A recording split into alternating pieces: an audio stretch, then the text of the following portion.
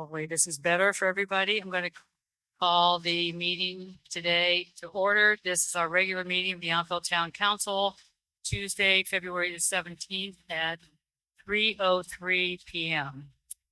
And with that, can we get a roll call, please, Town Clerk?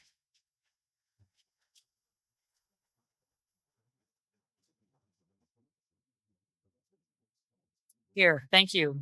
Can we get a motion to adopt today's agenda and a second? That we have a motion by Councilmember Reeves, a second by McKee, and all in favor say aye. Aye. Any opposed? Any abstain? That passes unanimously. And the next item is our study session. So I've got some information I wanted to share with everybody about how this is going to work today. So first of all, thank you for the great turnout on a rainy day. I'm glad everybody decided to take the afternoon and come join us. Really appreciate that. So today, as I started out, is a regular town council meeting of the Yountville Town Council, but it is being conducted in the format of a study session. So a study session is a special type of meeting that's going to be less formal and more interactive. So the purpose is to give the council the opportunity to review one or more items. We just have one item today that requires a more in-depth discussion. And we wanted to have more time allowed than we would normally have on a regular agenda item.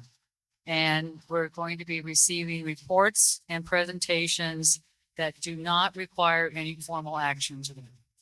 So before we begin, I would like to briefly explain who is here around the room and the seating arrangement and the format for this afternoon's study session. So seated along the front of the room are our project team members, and they include both town staff and experts in their fields, and they've been working with us closely throughout most of this project. And along the north wall over here, you will see these are the vice chairs and the chairs of, to the west end is our Parks and Rec vice chair and chair. And in the middle is the vice chair and the chair of our Measure S committee. And then the vice chair and chair of our ZDRB. So, and then of course on this side of the room is the town council. So what we're going to do today is tell you a little bit about how the flow of the meeting is going to go. So we're going to start by asking our project team members to give their reports. We'll go through all their reports first, and then we will ask the public to address and ask questions, make comments, and there will be John Ferns will be circulating around the room with a microphone. We also have a microphone set up in between the rows here. And so you can stand up at the microphone or raise your hand and John will come around and hand you a microphone. So I think 2 or 3 people deep, so you can stand up in the middle, will work just fine. There'll be no time limit for the public to speak, and the public can speak as many times as they want. Now, this is going to work a little bit different for the chairs and the vice chairs of our advisory committee and our town council. After the public has finished asking, make questions and asking and comments, then we'll move to us to do that. But also when you ask a question, John Ferns will also be directing it to one of our project team members for an answer. If it needs an answer, if it's not just a comment. So after that, after the public is concluded, we will start with the vice chair of the Parks and Rec Commission, followed by the chair. Then we'll move towards Measure S, vice chair and chair, as well as the ZDRB vice chair and chair.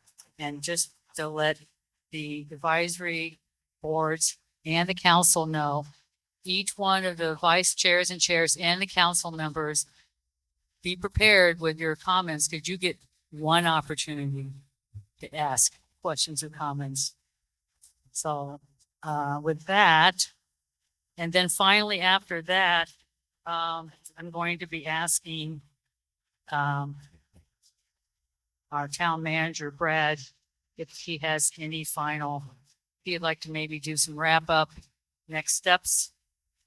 And also, given how information dense this meeting is going to be, and I would like to suggest that we allow maybe a little more time before taking any formal direction or making any decisions, and consider shifting that discussion. We had it earmarked for perhaps March 3rd to at least March 17th. So with that, can I get like at least 3 council members nodding with that?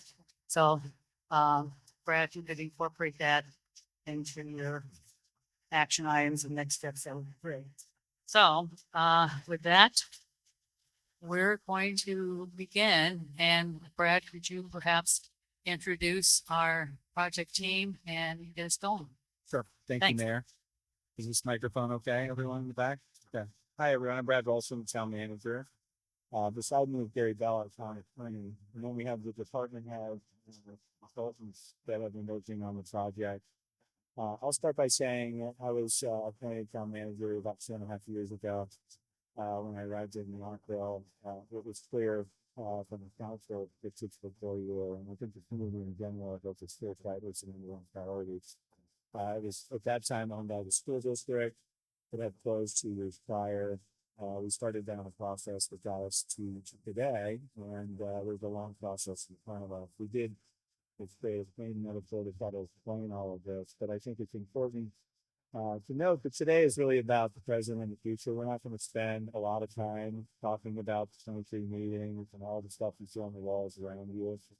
Some of you have been here for those meetings, many of you are not. This is by far the largest group around us. So we don't want to spend all of your time. I know that today is mostly about questions and history, going through the past. So I do encourage you to look at our website, to look at the information that's before you, so that you can see the work that's been done by the staff and the community together for this film. We will quickly kind of go through, assigned sort of slide, if you will, in terms of the presentation.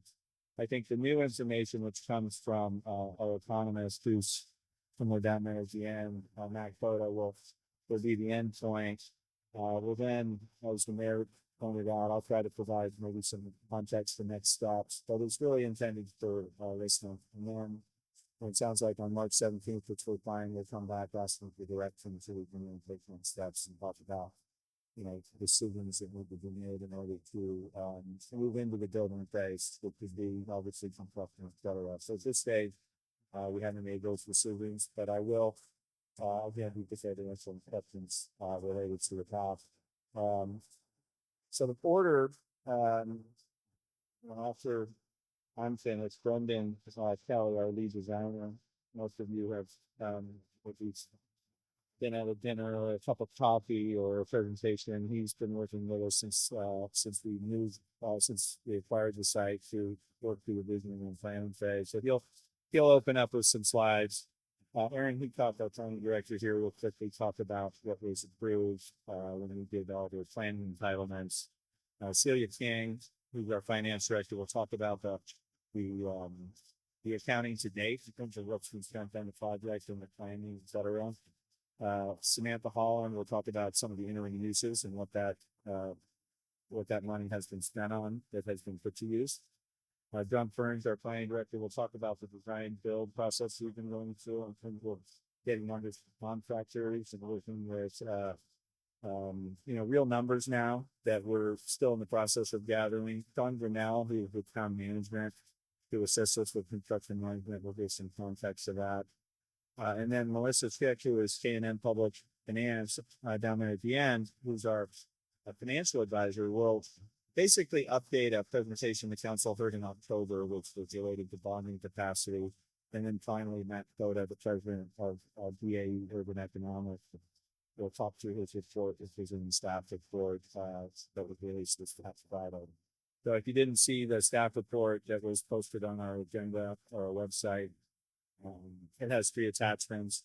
The first one is Matt's report. The second one is Melissa's updated report, and the third one is Brendan's kind of updated slides based on phasing and bundling, which is sort of the theme of this that was.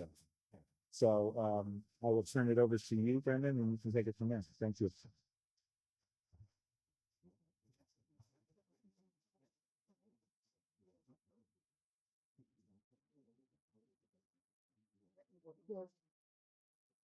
How about now? Whoa. I'm a loud talker. That's very, very obnoxious. Good afternoon. I'm Brendan Kelly. My partner, Carrie Morgan, is down here taking notes. We have a large design team, and when I start saying I and we, there's a lot of folks that have been with us for the last 2 years, including most of you who we've met in all kinds of scenarios, and it is fantastic to see you today. I love talking about this project. Today, we are going to be doing a lot of listening, which is why I'm going to go fast. And if you feel like I'm going too fast, you can put your hands up and say, please slow down. I don't understand that. Excuse me. But we're also trying to get to your questions so that any of the slides can be accessed, whether it's me or Matt or Melissa or anyone else on the team here. So with that, can we begin?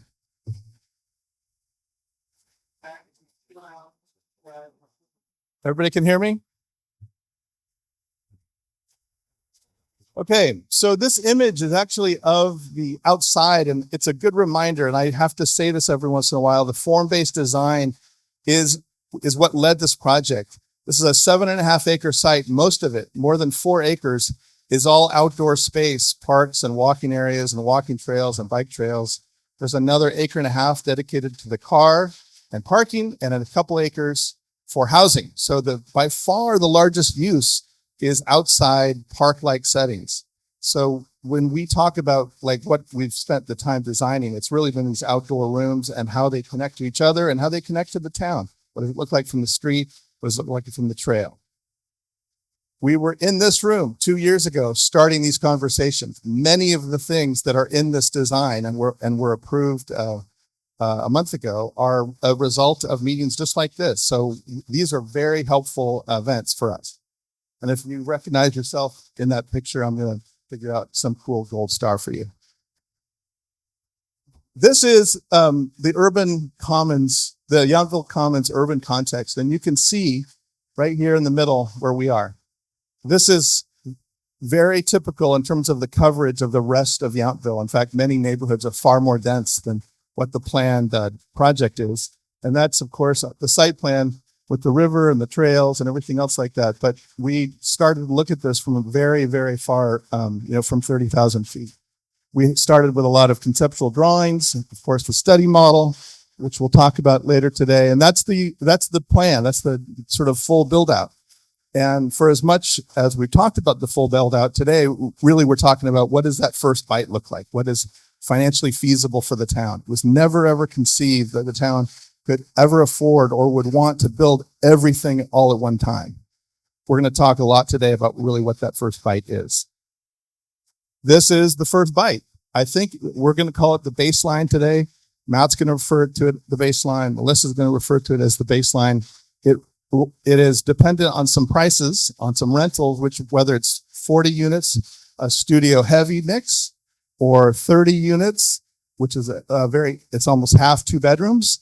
And if we use a lot of smaller units, what we call the Ori system furnitures. You can have as many as 46 units.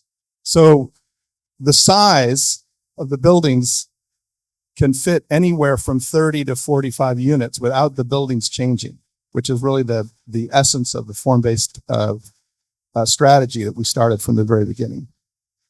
You can see on this plan, there's a dog park down here. All of these parking lots, the one that's out in front where you probably parked today, behind Town Hall, and a new parking lot here with about 50 parking spots are all part of this phase one with about 5.5 of these buildings. This is, for those who have been tuning in, this phase one does not include this large building in the center, which we've called the Village Center. It has a roof garden on the top. It has a community room, a shared kitchen, a laundromat, a property manager's studio. That's not in this baseline piece, mostly for cost. But where do all those amenities go? Things like a community room, laundry, property manager, they can go on the ground floor of one of these parcels. And I'm happy to talk about that too. That's one of the images of this, and many of you have seen the model, and you can come up later after the meeting's done to kind of look what this revised model that we've been working on for the last few days. This is really the first phase. And here's, of course, phase one with some alternatives.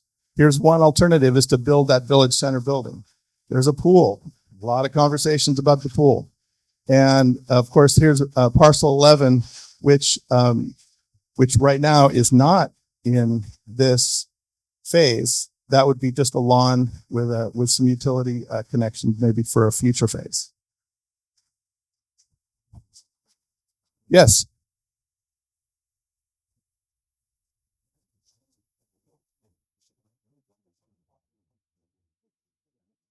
Thank you. Yep. So here's Hopper Creek condos. This is Hopper Creek itself. This is Fennell with the Bardesano Hotel across the street here. And this, of course, is Yount Street. This is where we are right now in Schmidt Hall. This is the Yountville Fit, and Town Hall is here. And the administration building for the school, which is slated for demolition, is also designed to kind of stay exactly where it is. Does everybody understand how I've laid it out? Does that help, council member? Thanks. So these are some internal views. We're trying to make some successful exterior spaces, village-like. It was one of the biggest sort of responses. We built a lot of 3D models for contractors to get prices and units and square footages and all the area things. And this is the part of the project we're talking about. We're in this building right here. There's Town Hall. This is in the back northeast section. So far, so good? So we've used a replicable model type. That's how you do affordable housing and workforce housing. You want to repeat the same thing so contractors know exactly what to do over and over again. You can get a lot better, dependable pricing. The trick is that nobody wanted to have it look like affordable housing project with a whole bunch of things lined up. So what we did is shake things up, and we have a lot of units that involve some movable furniture. And this is this Ori system bed. When we talk about Ori system today, see what's complicated. So that bed, on your phone, you press it and it disappears into the ceiling. And look at what happens to the closet. This is a 300 square foot studio apartment. And that's the movable closet. These are things that just plug into a 120 volt wall and get attached to the wall. Those are the elements of when we talk about the Ori systems. That's what this represents. And Ori is a company based in Brooklyn. They're working all over the country. We've seen their projects in Oakland, and it's designed so that small spaces can be livable when the bed is put away. That's how 450 square foot studio can be built at around 300 or 330 square feet and be usable, especially for people who are by themselves or couples.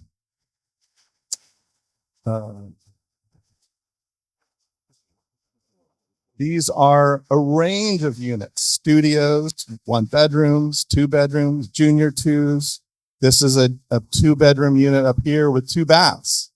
There's a lot of options to be able to put into the containers that we've designed. We have about 18,500 square feet of buildings in about 5.5 different buildings in phase 1. So there's a lot of alternatives that we can talk about today. None of it has been decided. Here's Ori's versions of the same kind of furniture. They have some smaller studios and some bigger 2 bedrooms. There's a lot of range. And this is their effort very quickly for the project team so that we could see all the different scenarios that can go into these. They're a furniture specialist. They're not an architecture firm. It's a furniture specialist. And they've been happy to help us figure out how to get a lot in or how to get fewer in. And a lot of people will talk about parcels today, parcel 10, parcel 15. We designed the entire project and divided it up and subdivided it into 18 parcels so it could be easy for it to be developed by different owners. If it's not the town of Yountville, it's mostly to build flexibility into the project phases. Here's the phase 1 baseline we talked about. Here's some of the units that I've blown this up for with my eyesight. 40 for, this is the RFP basis. A lot of 2 bedrooms, you have 30 units. The Ori pieces are 46. If you start to add the village center back. So the fewest that we're showing today is 30, very concentrated on 2 bedrooms. And the most that we're showing is around 68. In all of the pieces, what the heck just happened there?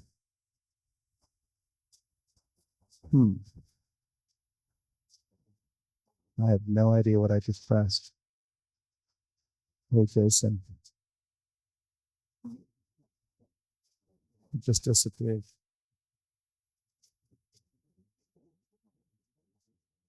Usually it's one of my kids that I can blame for that. Perfect. Okay, so, and the future phases, a lot of interest in the Yount Street buildings. This is a potential underground parking spot that I'm happy to talk about. There's about 45 added parking spots underneath Yount Street. If that ever becomes a conversation, of course, the pool conversation, the village center building and parcel 11. And of course, in red dotted lines are the rest of the potential houses that go down here on the south part of the lawn around the farm stand and next to Hopper Creek. And with that, I'm going to hand it over to Aaron. Thank you, Ben. Aaron Heacock, Town's Planning and Building Director. So I'll be very brief. Can you hear me now? Closer to me. Okay. So what has been approved today? So project entitlements, including general plan amendments, zoning changes, the tentative parcel map that you see on the screen now, and CEQA compliance, CEQA being the California Environmental Quality. And so that was done to allow the civic and workforce housing project to move forward. Before that, it was zoned with parks and playfields and public facilities. Importantly, CEQA evaluated potential environmental impacts of the project at its maximum potential scope. That means there's no restriction on reducing the size of the project or building the project in phases. I just wanted to touch on that briefly.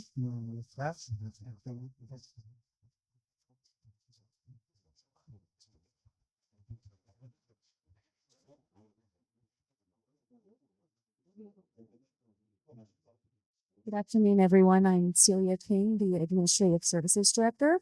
So you should see here some expenditures. So to date, the town has spent just over $14,076,000 on the Yountville Commons since it was purchased in April 2024. $11 million of that was the amount for the purchase of the actual property. The remaining amount was spent on initial cleanup of the site, developing interim uses, and moving through the planning and project management phase we are currently in. It's important to note that the planning and project management phase does not only include design and entitlements, but also community engagement and continued facilitation of the interim uses. Now, as we approach funding junction in March, we are working to develop some options to present to the town council for using cash on hand to fund the project prior to any bond or debt issuance. We estimate we will have about $4 million to $5 million available. The majority of this amount will be the $3,050,000 that the town council reallocated from the general fund unassigned fund balance into Capital Projects Fund 50, specifically for the Yountville Commons Project. That action was recently approved at the February 3rd, 2026 Town Council meeting. And we are also looking into some other sources of possible funding that could be directed to this project, which is in a slot of priorities. Good afternoon. I'm Samantha Holland, your Parks and Recreation Director, and I just wanted to touch briefly on the interim uses that Celia had mentioned. So there were 5 interim uses that we focused on to get the site back open to the community right away. And many of you, I'm sure, have used some of these amenities. So the dog park, we call it an interim dog park here, was opened pretty quickly. Schmidt Hall, which you're in today, opened right away for use. And the main use 15 weeks out of the year is our summer camp Yountville, which this summer will be hosting over 100 kids during the week. We also worked to open Yountville Fit and the farm stand, the Coop, with public-private partnerships, and the farm stand garden, which most of you knew was a garden operated by the school, but has been revitalized by a group of community volunteers over some. Good afternoon, everybody. I'm John Friendly, Public Works Director. One of the phrases you've heard along the way, if you've been following this project, is design build, and we're doing a design build procurement. And so what that means is traditionally when we do a project, the town follows state and local laws requiring competitive and transparent bidding processes to ensure that we're spending fairness with public funds. And so we traditionally do a design bid build where we spend a lot of money preparing a very specific design. We put that design out in the market and it gets bid on by contractors. And then by state law, we are required to pick the lowest responsive and responsible bidder. For a project like the Commons, which is a big undertaking, that format doesn't really fit as well and doesn't give the town the flexibility that it needs. And so what we've done is implement the design build procurement process, which you hire a team that is a design build entity that is a contractor, an engineer, and an architect, and you define the project, you tell them specifically what you want, and then they give you a fixed price to build that for you, and they design all the details that go into it. And so in our case, a design build gives you greater flexibility. It gives you singular accountability with the contractor. It maintains the quality that the town expects. We end up with fewer change orders, faster delivery, more predictable costs, and more innovation, which is important to the town. And so to do that, the town council in the middle of last year adopted a resolution that defined our design build process. And we've been following that process. In August of last year, the town council authorized us to issue a RFQ, which is a request for proposals. That request for proposals put out the project scope, the approximate budget, and the town's goals for the project. And it gets published Bay Area wide. We ended up with, ultimately, we issued it in August of 25. We ended up with 81 plan holders. Those 81 plan holders boiled down to 9 respondents. Those 9 respondents submitted competent statements of qualifications. The town team and our chairs on our panels interviewed those applicants, and we boiled it down to what we call a short list. So the short list became 4 design build entities, and that short list is who we issue the request for proposals for. So there's RFQs, request for qualifications. That's kind of a general thing. And then RFP, request for proposals, is much more defined. It consists of multiple sets of documents that provide a very good definition of what we want this project to look like. And so we did issue that RFP to the shortlist candidates back in December. We went through a back and forth process with them with questions and answers and clarifications along the way. And so just this month on February 4th, we received their proposals. We've seen the numbers. We're looking through the proposals now. We're having individual meetings with each of those teams as we work through this process. And so that's where we stand in terms of the procurement part for somebody to build this, but we're still, as we're hearing today, in the process of defining the project. So we are not locked in with a builder. The 4 shortlisted builders, it's important to say, are Bay Area companies. So the 3 of them were based essentially out of San Francisco, and one's based out of San Jose. And so of the numbers that we received, the one that might be pertinent to today's conversation is the cost for the pool. And so consistently, those numbers that were presented by those 3 teams put the pool at around $3 million. And so that number, knowing that number will help weigh into the pool decision. And then also deciding to build now versus later has its consequences. And with that, I'll hand it off to Sean Grinnell to talk about that part of it. Hi, for those that don't know me, my name is Sean Grinnell. I'm the Napa principal at Town Management.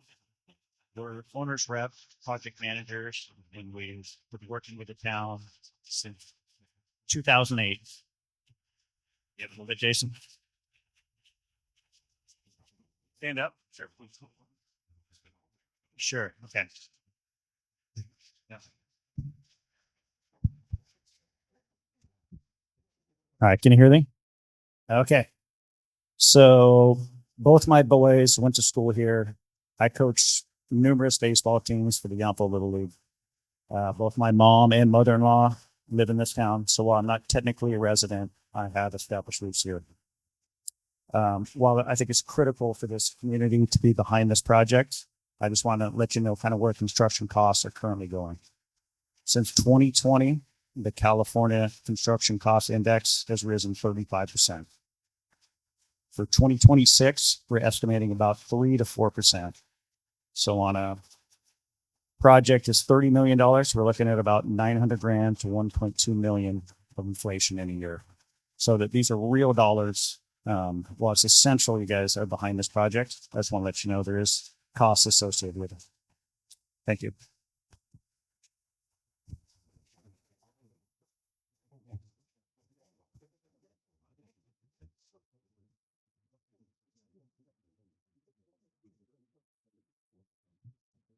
Hi, good afternoon. Melissa Schick from K&N Public Finance.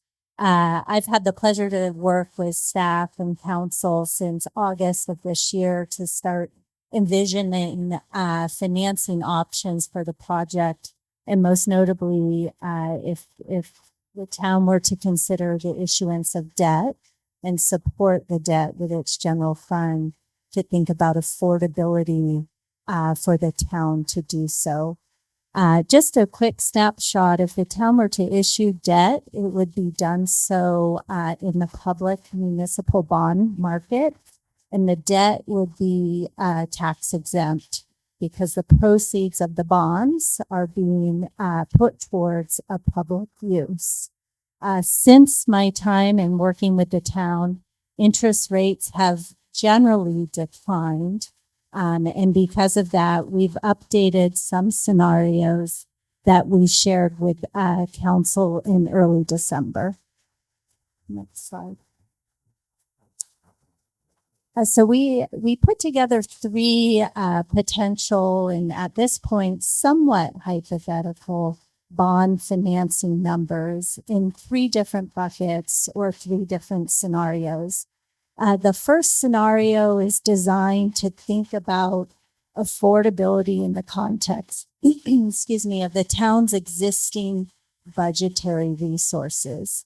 And there's 2 aspects of that affordability. And we think about the town has 2 series of debt outstanding. One of those series will fully mature after fiscal year 27. And then the just one outstanding debt series will be outstanding. Because one series is maturing, that the maturity of that series creates budgetary capacity within the town's budget. The other thing that we looked at is the revenues associated with Measure S, which are estimated to be approximately 700,000 annually. So together, the capacity based on the rolling off for the maturity of existing debt plus Measure S resources get us to a budgetary capacity of approximately $1 million a year to repay debt from the Challenge General Fund, as well as utilizing Measure S resources. That produces project fund proceeds of approximately $16 million. We also ran two other hypothetical scenarios, and this is kind of a more maximizing, thinking about stretching away from our resources. And we looked at, okay, how much would it cost the town on an annual basis if we targeted a bond financing to produce 30 million in resources? And that's scenario 2. And then scenario 3 took it another step further and looked at the cost of financing a project that would require 50 million in resources. So on the next slide, we simply graph these 3 scenarios in terms of the required annual resources to repay the debt over a 30-year period for scenario 1, scenario 2, and scenario 3. The blue bars on the bottom are the town's existing debt. You'll see the difference between 2027, that first year, and 2028. The decline is the notion of the town's, one series of the town's existing debt rolling off. So if we think about that capacity between those 2 years, we add 700,000 of Measure S resources, we get to an additional debt payment of $1 million in tandem with the existing debt of the one series of debt that the town already has to get to kind of level annual payments of approximately 1.6 million annually. So what happens when we go to a more maximized scenario 2? That would require an additional 800,000 of resources to repay the debt. And then a maximized scenario 3 would require an additional 2 million annually to repay debt on a hypothetical 50 million bond financings. So this is just to help you think about and conceptualize the issuance of debt and then the annual payments that the town would make under different scenarios.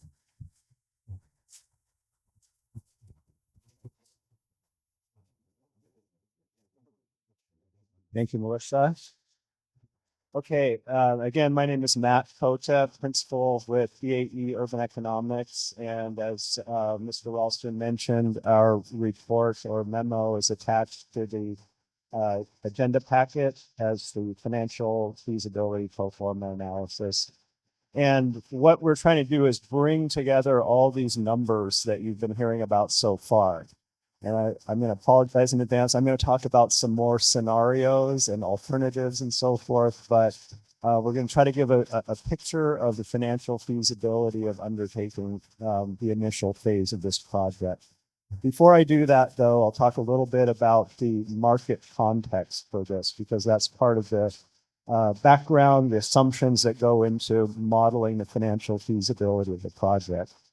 So around 3,100 people are employed within businesses in Yountville. They may live in Yountville, a few of those, but mostly they live outside of town. They're employed primarily in the hospitality, restaurant, and retail services type sectors. Most of those people are commuting in from nearby places like the city of Napa, but also maybe coming from further away, even outside of Napa County. They're traveling by car primarily to get to their jobs in Yountville. And this is due to the affordability challenge. The wages don't match up with the cost of housing in town, as we all know. So that mismatch creates challenges for the workers to find places that are suitable for them to live nearby, close to work. It's also creating challenges for businesses in terms of recruiting and retaining employees. If they have to come from further away, it's harder to secure those employees. So with that, the next slide. The first thing we're looking at is the sources and uses of funding to build the project.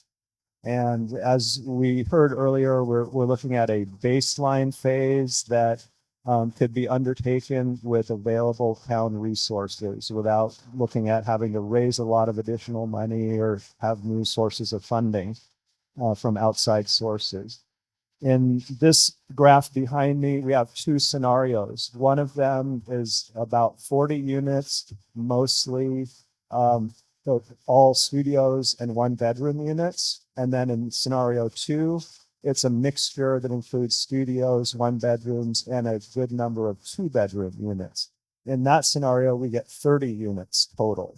And again, it's essentially the same buildings. They're just reconfigured in different ways with these different unit mixes within them.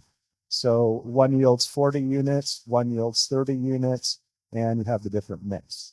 What you'll see is it's a little bit less expensive to build the project out with more 2-bedroom units because you don't need as many furnishings and so forth to outfit the units when you have more 2 bedrooms and only 30 units versus 40 units.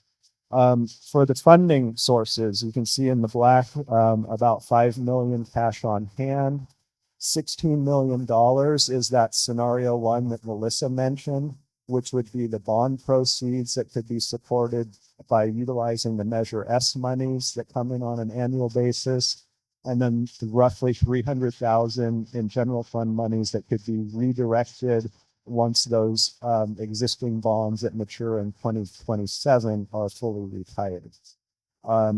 We still see in our initial modeling that we need some additional capital funding to get that baseline phase built, roughly $4.1 to $4.5 million in addition. That could be done by increasing the bond size, which would require the town council to be comfortable with allocating more general fund resources to supporting the bond payment. Or we could look to something like a bank loan, which would help to finance that gap.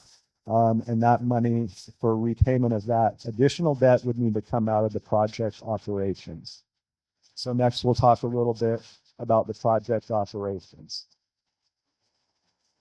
On the operations side, again, we're looking at about $1 million in debt service for that $16 million bond. We're looking at around $350,000 in additional debt service for that gap financing. To pay that back on an annual basis, again, about $700,000 in Measure S funds, around $300,000 of general fund monies redirected once the existing bonds are paid off. And then we have the net operating income from the apartment rental operation. In scenario 1, that's about just under $700,000 per year, and that's after accounting for various operating costs and so forth. In scenario 2, it's a little bit less. Again, 30 units are going to bring us less rent than 40 units, even though we're talking about slightly larger units in scenario 2, but about 600,000 in net operating income there.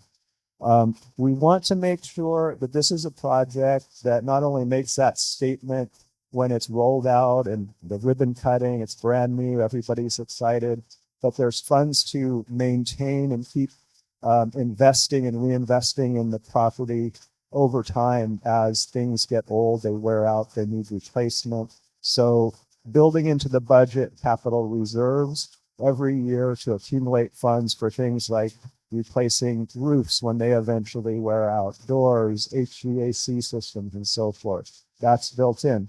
what we're seeing on the bottom line, again, on this preliminary analysis, is we have some slight deficits that we're projecting right now.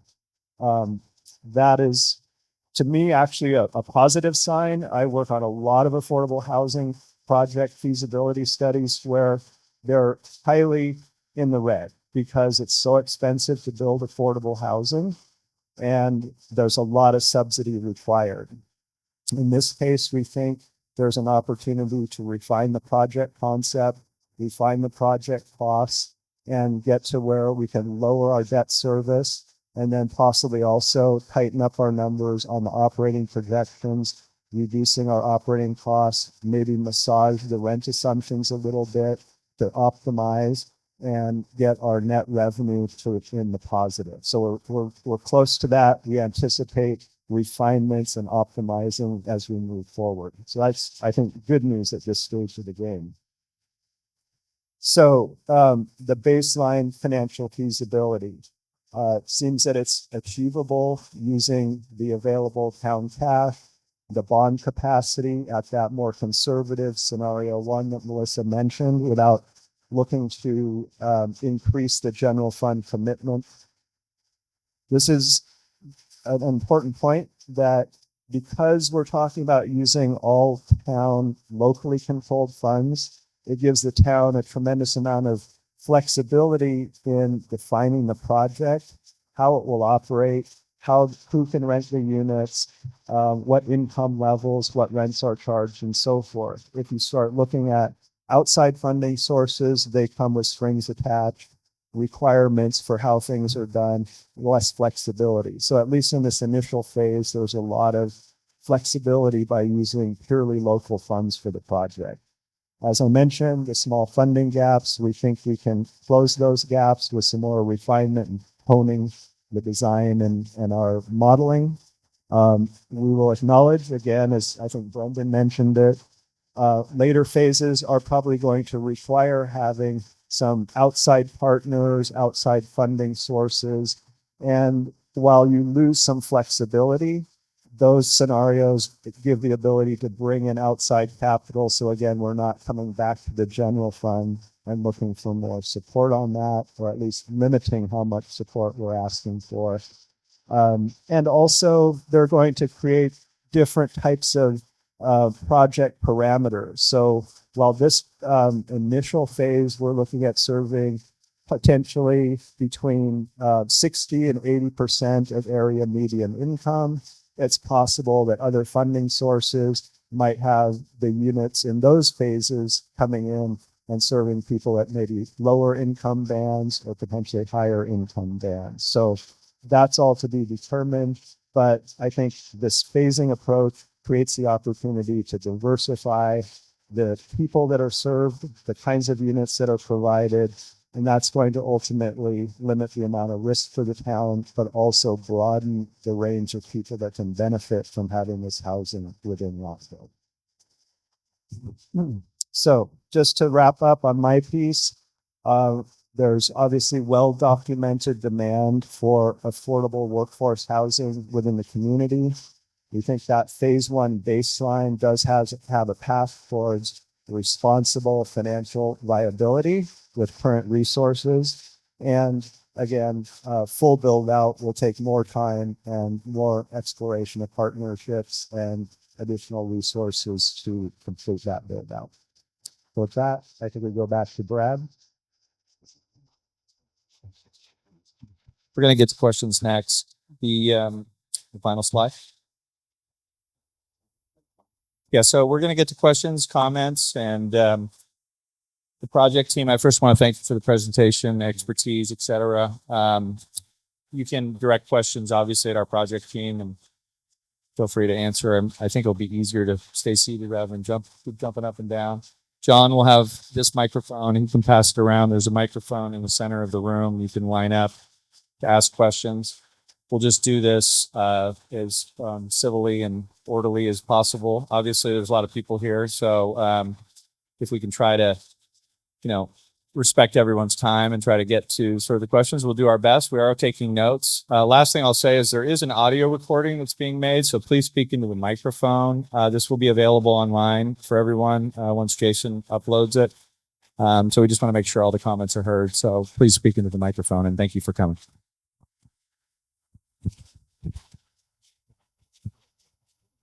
Questions? First question, we'll start with the microphone there.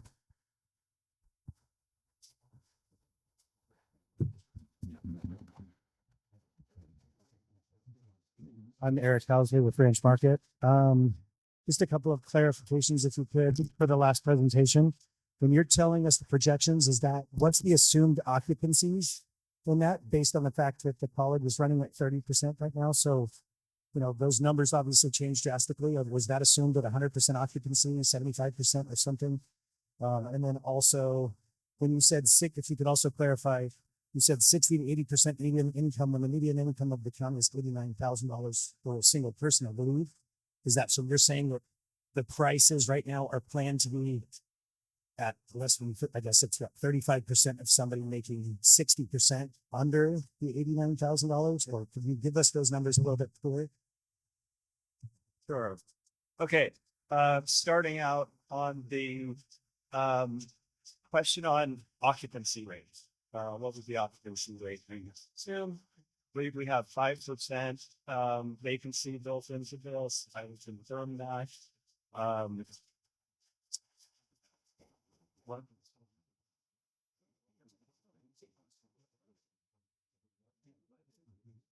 Then in terms of, I bring that up. Yes, 5% vacancy rate for the median income level. So the way that works is median incomes are actually adjusted by household size. So if you have a studio unit, it's assuming one person, maybe two people most live in that unit. If you have a 2-bedroom unit, it's assuming you could have 2, 3, maybe more people living in the unit. And generally what happens is income level increases the more people are in the household.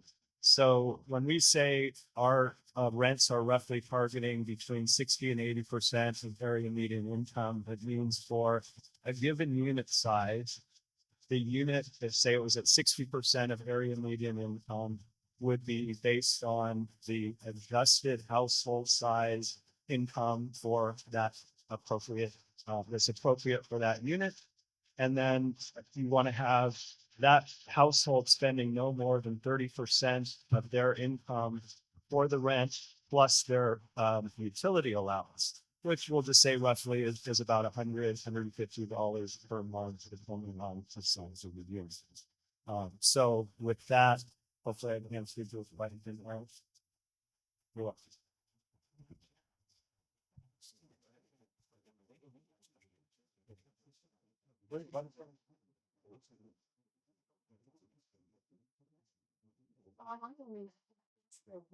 And I will, okay, no one can hear me either.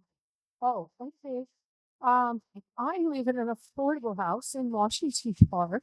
I did a lottery that the town had. I was the very first one to move in.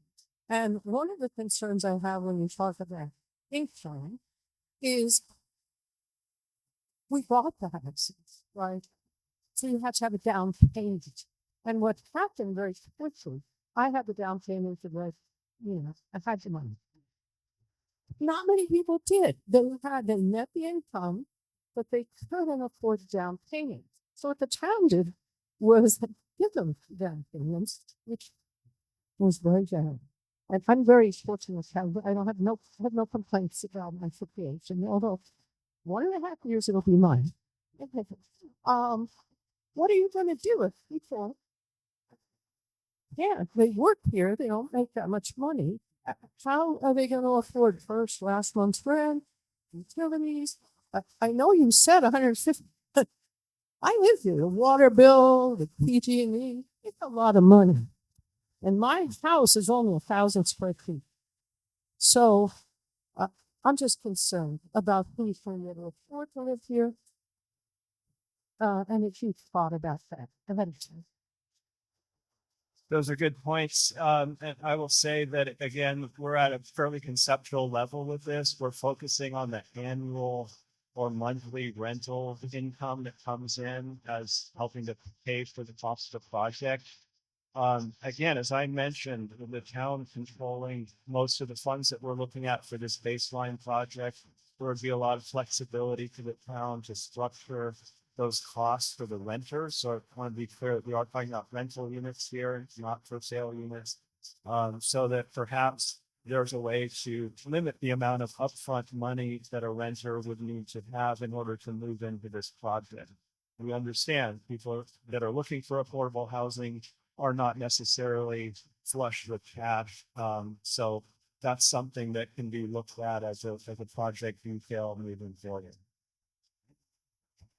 In some of our outreach effort, we also spoke to some of the property managers of existing rentals here in town. All of them require year-long leases, and a lot of young workers, 25, 26 years old, don't have the credit for qualifying. So because of the very small amount of rental properties available, and because of the terms that are not available, the intent is for the town to have a policy eventually so that you could rent maybe 3, 4, 8 months instead of a year-long lease, and you wouldn't have to be required for first, last. And lastly, some of the utility strategies around the design is to make sure that no one is being stuck with a $250 electricity bill because there's solar panels and some batteries built into the design. And that actually, from an affordability standpoint, counts because everyone's income and their utility rates are included in the calculation. And if you can help on the utility piece, they can pay more for rent.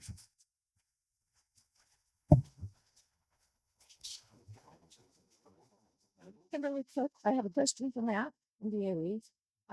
Given that your report lists that the average age of an employee in Yountville is 42 years old, what evidence supports a studio having mix in a town like Yountville?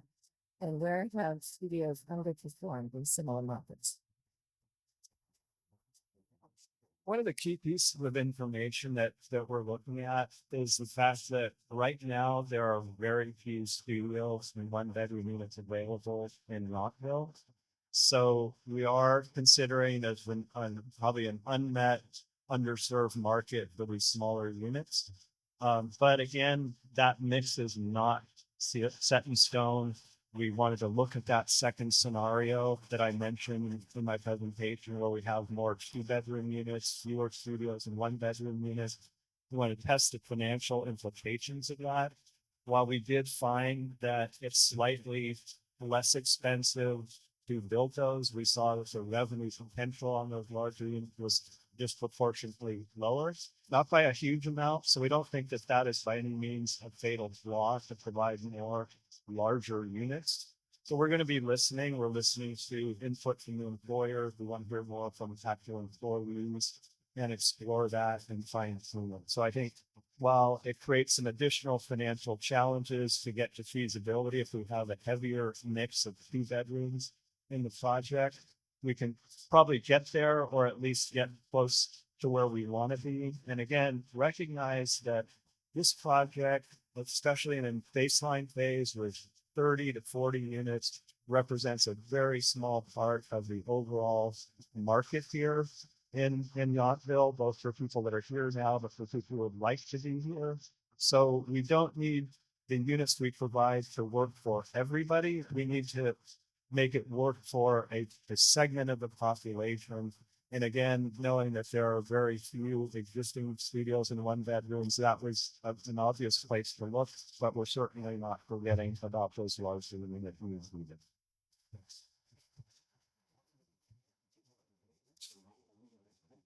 This may be repetitious that I haven't done to some of the earlier meetings, but of the 3,100 workers in Yountville, how many are families and how many are single people?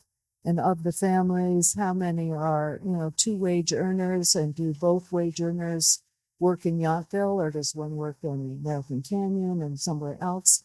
I mean, I wonder what you visualize the pool out there being of people who might want a studio? And how large are the 2 bedrooms of this place? Size of the 2 bedrooms is pretty easy. I believe it's around 780 square feet. 660. Thank you, Brendan. In terms of knowing exactly what the composition of the household, the worker households is, unfortunately, being a very small town, there aren't data out there that clearly tells us that. We have been getting feedback from employers that have done some surveying of their own employees, know their own employees. We do understand that there's a strong component of workers who are employed in Yountville who live in group living situations, either with housemates, with other family members, and so forth. So we know that that demand is out there, but there are also, we hear, are people that are coming into town just to work for maybe a season in the restaurant industry, for example. They're not necessarily bringing a whole family with them, don't know anybody, don't have the ability to group up with housemates or roommates. So we think, again, there could be demand for those smaller units as well.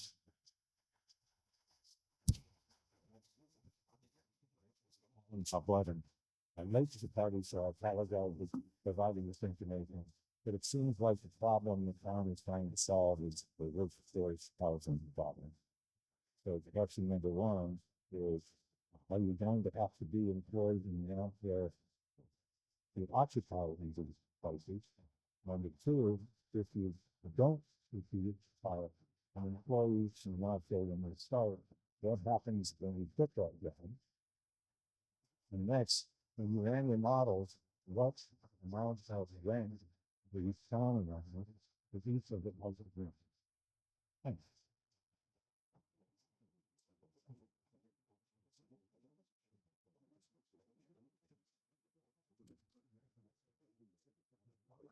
Yes, the rent is okay. As it relates to the requirement to have a job in Yountville to live in the places, there's two things that need to be addressed. First are what are characterized as fair housing laws, which have to be met when there's a long list of that relates to tenant protections, etc. The other issue becomes how the lease is structured and what incentives can be provided. So there are opportunities. This all comes with subsidies and costs for the town, to work with the operator to make sure that the people that are living in the units.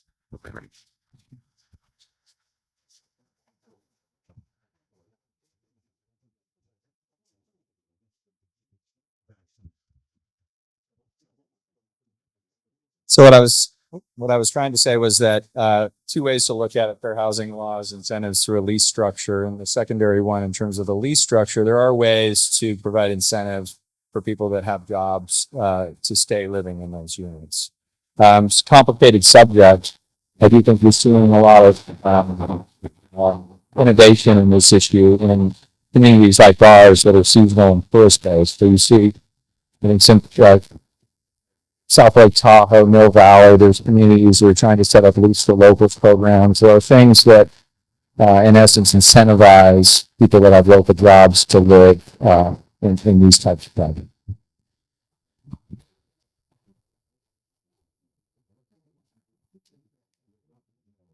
Who's here to answer your question? Let Matt answer your question first. Let me give it a shot. So, the first question is, yes, the intent is that people who live within the project would be employed locally within the town as well. As Mr. Ralston was discussing, the intent would be to have a system that provides preferences for those who live or who work in Yountville to get the spaces that are available in the complex. Well, we talked about the fact that maybe somebody gets another job; they're no longer employed within the town of Yountville. We have actually heard from employers that they believe that once somebody has a place in the housing project, that they will try to stay employees within Yountville, because the cost of commuting, spending gas and so forth is a disincentive to living further away from where you work. So again, overall intent, have people who work in Yountville live in the Yountville Commons. In terms of the rent levels that we're assuming, so I mentioned earlier that we're modeling this band of affordability from 60 to 80% of area median income. In any of our scenarios, we have 2 bedrooms, 1 bedroom studios. What we're looking at is about half of the units being priced at that 60% of area median income level, and about half priced at the 80% of area median income level. Does that help? Yeah. Okay, so the number, how much does somebody have to pay? Okay, so wait a minute. I spent 48 years with lawyers. I'm pretty good at knowing when I don't get them to pay them. So I asked you how much, when you did your modeling, how much money was not coming in, which is plugged in the rent for each of the types. Okay, here's the dollars. In dollars. So studios, again, at that 60% of AMI level, about $1,500 per month. And at the 80% tier, about $2,000 per month. For 1 bedrooms, ranging between $1,800 per month and $2,400 per month. And for 2 bedrooms, between $2,000 and $2,800 per month. 680 square feet. Yes. Okay. Next, you said an interesting word. You intend people who live there with these people who don't care enough. The question was, will there be a requirement that the people who are given the opportunity to live there are employees enough that question one. Question 2 is, if they are no longer employees, will they get tossed out? Because if your intent on it, you should end up running to 40 people, all who work through, who all then decide to not work through, and you used up all the housing and not have one single employee to help. That's my concern. Well, intent's a nice word. Question is there going to be a requirement? And it sounds like we're going to run into a whole bunch of red tape with housing laws, and we can't make that happen. If you can't make that happen, how is it that your idea is solving a workforce problem enough? That's not good. Let me kick it back over to the other side. Well, I'll start with, I guess, yes, fair housing laws are vast in the state, and we're required to adhere to it. Back to financial incentives that can be created for people that have jobs at the local level. In terms of kicking people out, this gets back to fair housing laws and tenant protections and, all of the things that I mentioned there. Clearly, we're not going to solve the workforce housing crisis with 30 to 40 units. I'll start with that. We're trying to put a dent in it. We're trying to, utilize the Measure S funds that were approved by the voters to move in the direction of addressing this issue.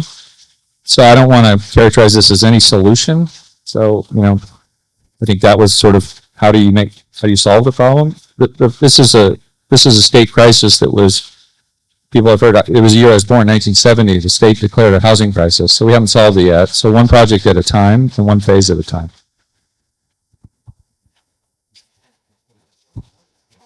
I just have a question about the monthly rent and the annual rent. When you project that out, does that cover the cost for maintenance as well as whoever is going to be the manager of the property? And that $24,000 gap that you had put up there, is that per unit? Is that for all the units? And then does that $24,000 gap actually include the 5% adjustment of non-occupancy? Yes. So the $24,000 number is for the baseline as a whole. So the 30 to 40 units on an annual basis. And that is after deducting for the operating and maintenance costs of the housing units. And was there another part of your question that I haven't answered yet? I think I covered it. Yes. Yes, that does come after the deduction for the vacancy. So 24,000 incorporates that vacancy.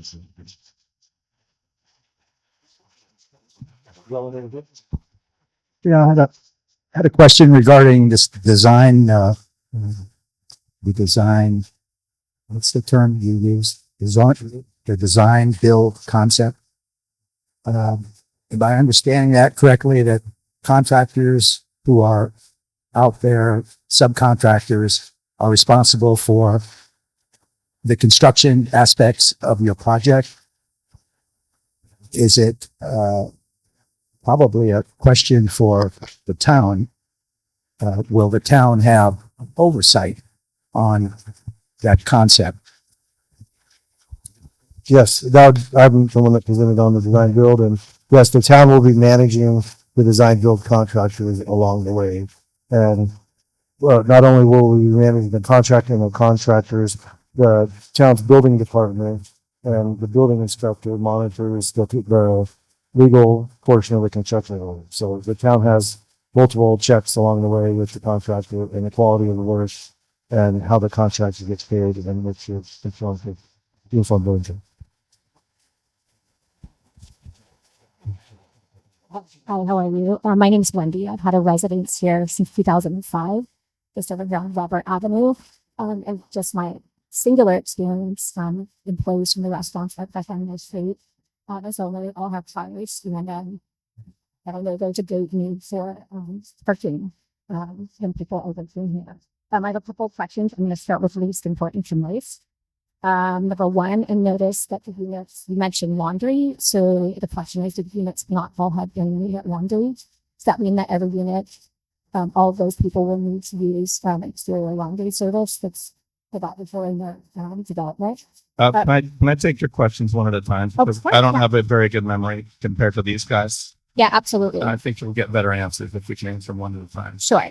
All the 2 bedrooms and 1 bedrooms are designed to have laundry units. All the studios are designed to have hookups. So there may be a potential where everything has a stacked washer and dryer, and there may be a potential where some of them do not. And that's what we know today.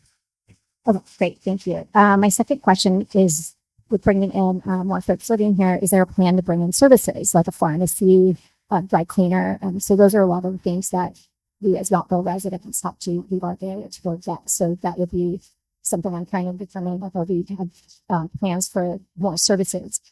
In the full build out, there's this building is about 4,000 square feet, and in the full build out, there's about 4,000 or 5,000 or 6,000 square feet for what I would call civic spaces, and they're not really meant to be sort of retail spaces. This project is not meant to compete with Washington Street and local businesses that way. But there are things like the farm stand and a local food hub. Of course, there's a fitness club right next door. There are a lot of possibilities for ground floor uses that help not just the new residents, but the neighborhood and Yountville walking sort of businesses in total. All of that is in the wing, but it's definitely allowed.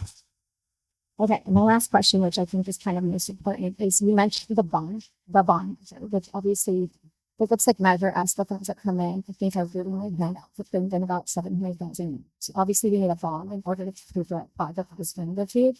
So I guess I'm trying to understand what the calculation is for that bond. Where would the homeowners on responsibility lie, and if the bond measure is going to go out to the general election to vote on it, or I'm trying to understand, if the town council just vote and determine what the bond is, and does that land on that property tax bill? I'm just trying to understand like where does the financial burden reside for this massive project? Because obviously the goal would be to complete the entire thing, not just start with one small phase, but obviously we're looking at the entire project as a whole, and if you're talking about $50 million, someone's got to pay those bond fees. So I guess I'm trying to understand, as homeowners and residents, like where does that land? What's the dollar amount, and what's on say in what? So I'll start. That scenario one we were talking about with myself and the economic analysis of the 16 million of bond proceeds, that's envisioned to be paid by the general fund resources as well as Measure S resources that have already, Measure S has already been approved. So that scenario one does not envision going back to Yountville voters for an increase of any sort of additional tax to repay that. So maybe further phases could consider a new measure to leverage new taxes to repay debt, but that's not currently envisioned. The current expectation is the funding of the first phase that would be done away from a new voting. So first phase, no voter involvement or no property tax involvement. But if we go on to phase 2 and 3, then would the town be full, or is it only possible with property tax involvement? So you could, the town could be approached if the objective was to raise new taxes, whether they be property taxes that would fall on a property tax bill, or whether they be new taxes in the form of a sales tax or a TOT increase. And so there's certainly different ways the town could raise new tax revenue sources, and how they may do that is defined by the tax, and then who bears the burden of that tax, whether it be homeowners or through sales tax or TOT. So that's a potential. I think also the potential, and as the economic analysis was talking about, there's also the potential for the project to produce additional revenues that could support additional financing. So, following phase 1, and all options are on the table, whether it be a voter approved new tax in the form of property tax, sales tax, VAT, or otherwise, or other outside resources in terms of investment in the project or project revenues. Thank you so much. And my final question was, you mentioned it was well-documented workforce studies about needs of workforce housing. I'm wondering if things were kind of talking within the time, if this or that, we're not sure, studios or many, that kind of thing. Can we actually put out an official survey to our workforce, as you mentioned, so we have access to all these wonderful restaurant peers? I'm sure they would love to actually give their specific feedback. Could we initiate a special workforce study that goes out and interviews all them and allows that feedback? I don't know if we really have this, so we can options. It's certainly within the realm of possibility to do an employees survey. However, it is quite challenging and quite expensive to do so. So it's just a matter of, how the town wants to allocate resources. And if that's a big priority and something that at the end of the day, after, these discussions, people want to have that additional information as input, then it could be done. It takes time, it takes funding, literally to do a survey like that. Okay, we've got a question over here. Good afternoon. My name is Vidal Arnold, and I live at 6600 Yount Street, which is just next door. So I started living in Yountville full-time in 2016, and the condo unit I currently live in was originally purchased by my parents in 1989 to support my future financial stability as a single adult. First, I'd like to say a big thank you to all the members of the council, mayor, all of the Yountville staff, the consultants, and all of the chairs of the different committees. I know there's been a lot that has been done in terms of discussions, planning, and producing documents for public review. So I know that they talk about this 23 meeting number, so I'm going to just bring it up now. So I attended probably about 4 to 5 of these 23 planning meetings that occurred over almost the last 2 years. because I wanted to be sure that I understood the project's objective and to learn how the project would affect daily life here for my husband and I. I can't remember when was the last meeting I attended, but fast forward to January 2026, after the January 2013 meeting, and the information I was hearing and reading seemed very different than what I remembered hearing close to a year ago. As a result, in what seemed to be an abrupt shift in direction, I took the time to read all current materials available online. After spending a lot of time going through the materials, I've been very discouraged and concerned that the council may make decisions on the project scope and financing without understanding the full impact. I wonder, why do we need to approve up to 150 units when our regional housing needs assessment requirement is 72? Are the policies in the housing element document being applied to this housing project scope? So the question earlier from the lawyer gentleman, that actually would be answered in that with the policies that are in that housing element.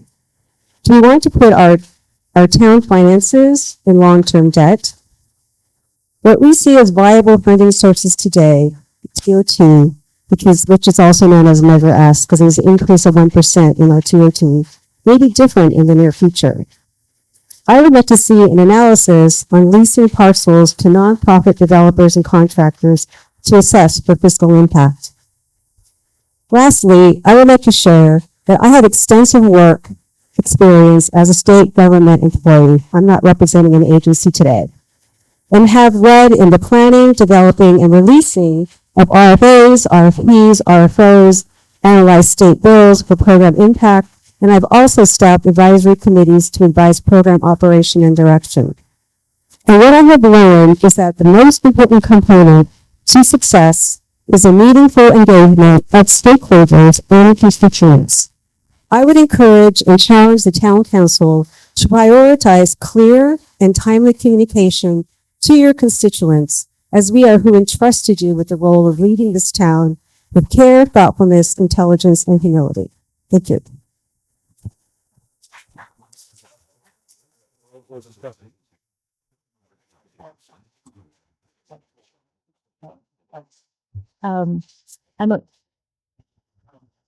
There was actually one question in that statement, and I would like to address it because it's a great question.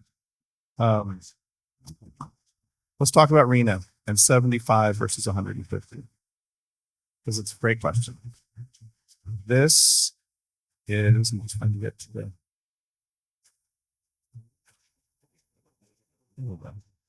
okay, so it is correct. The RENA number, the Regional Housing Needs Assessment, is 72 for the town of Yountville, and it's important that we be able to document that. The state actually doesn't care if it's a studio or a 2-bedroom. Unbelievably, that is true. So is it 72 bedrooms, 72 2-bedrooms? Is it 72 studios? So the strategy behind this project was to make sure that 72 2-bedrooms at least, and probably 2 or 3 in addition, so that some spaces for commercial and other civic uses could be planned. That is what you're looking at. Now, if you divide all of those 2-bedrooms, all of those 75 2-bedroom locations in half, what do you get? You get 150. The project has not doubled in size. The project, it's just basic arithmetic. So it's not a defensive thing. I know I'm trying to sort of like explain it, but things sort of, for projects like this get out and into the wind and like, oh, they changed it from 75 to 150. The size of the project has not changed in 1 year. What's happened, especially around entitlements, is to make sure that the town does not get punished if somebody wants to sort of come in and say, hey, let's make more units. You're allowed to do 150. Let's measure that, so that somebody's like, hey, there's no way the state will allow us to say it's only 2 bedrooms. So right now it's for up to 150 units. My guess is that it will be far fewer, just because of the conversations that we're having today. Does that explain the 150 versus 75 issues? Yes? Okay, great. Hold on. What is confusing? Because I really want to answer it today. That's a really important thing to leave today with. What is confusing about 150? What? Can you please come to the microphone because we're recording this? Thank you. up to 150 units covering that's what about the rest of what is never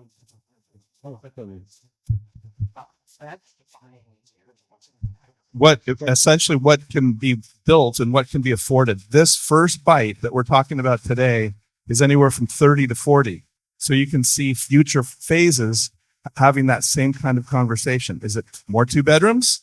Is it more studios? Where's the market? What's the rent? What supports the project? and is this working here too? Looks like it's not having okay.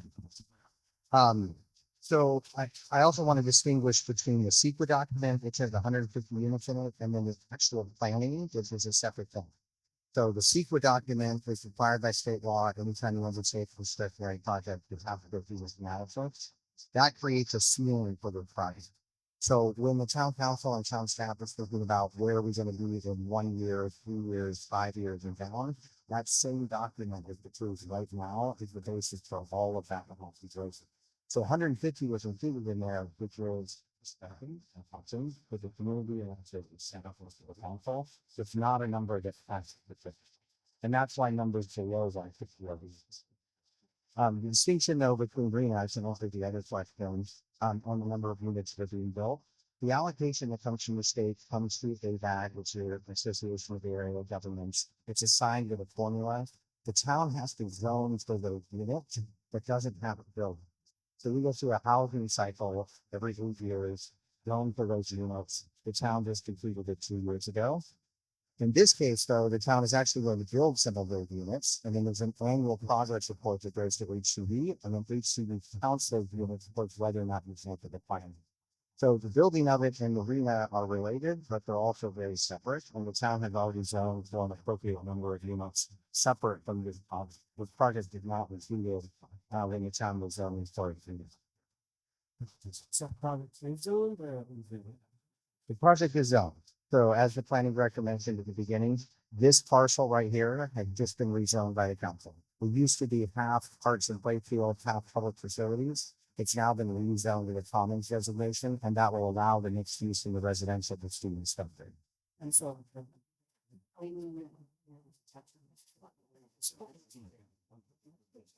No, the only unit the town that's concrete right now is no more than 150. That's what the secret document. Okay, so the next.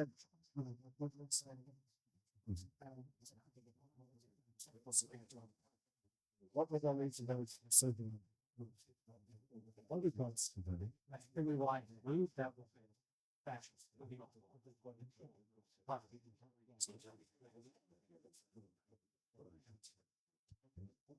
So Yeah, I'll leave that question on the policy issue others. So one of the things that we're here to talk about today, and one of the reasons why we redid this model, what's the baseline that Matt and Melissa just talked about is that the only thing that the town can afford with a voter approved Measure S and the rents from the homes is anywhere between 30 and 40 units.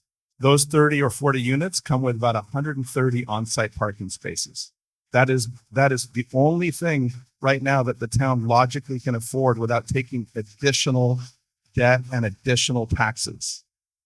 Does everybody understand that? That's really what we're here to talk about today. No, well, technically, maybe. That is not my area of expertise. Money for phase one. Measure S was voted on by this town by 72%. Those funds are being absolutely allocated for these projects. That is a voter approved. It's 8 years ago, 2018. And the rents from the renters are supporting this. Those are the two primary sources of, and the borrowing, absolutely. And it turns into the borrowing. And a lot of these costs are not yet known. We are in the middle of getting prices for these projects. What we're trying to do is show you, number one, it's nowhere near 150. It's not near anywhere 120, which we've been talking about for several months around this project. This is probably the most realistic size of the project in the near term. So I think hopefully this will put some concerns to rest. I think any future phases or even the current phase, if it were to go above that baseline funding scenario that Melissa mentioned using available existing resources, if it was going to require additional burden on the local taxpayers, whether that's homeowners, businesses, tourists who come and dine in restaurants and so forth, most likely that's going to require a voter approval. So there's not a blank check being written here. Now, I would also say, though, as was suggested by one of the earlier speakers, it's possible that additional phases of this development could be built and funded using outside funding sources that would not require voter approval. So a very classic example of that would be if one of these parcels shown in the site plan was made available for use by a nonprofit affordable housing developer that would do what's called a low income housing tax credit project, where if they had access to the site, they could potentially build 30, 40, 50, 60 units of housing using funding sources that they acquire and bring in that don't have anything to do with local funds or local taxes or tax burden and so forth. So that's an opportunity or a possibility. It's not to say that that's being proposed or contemplated at this time, but so there are ways that it can be done. But in terms of tax burden on the local population, most likely, if that were to be considered, a vote is going to be required. Just to clarify, that is what you just gave, that is just up to the council to decide. There's a council, and for the nonprofit to go as many units up to that 150 grant.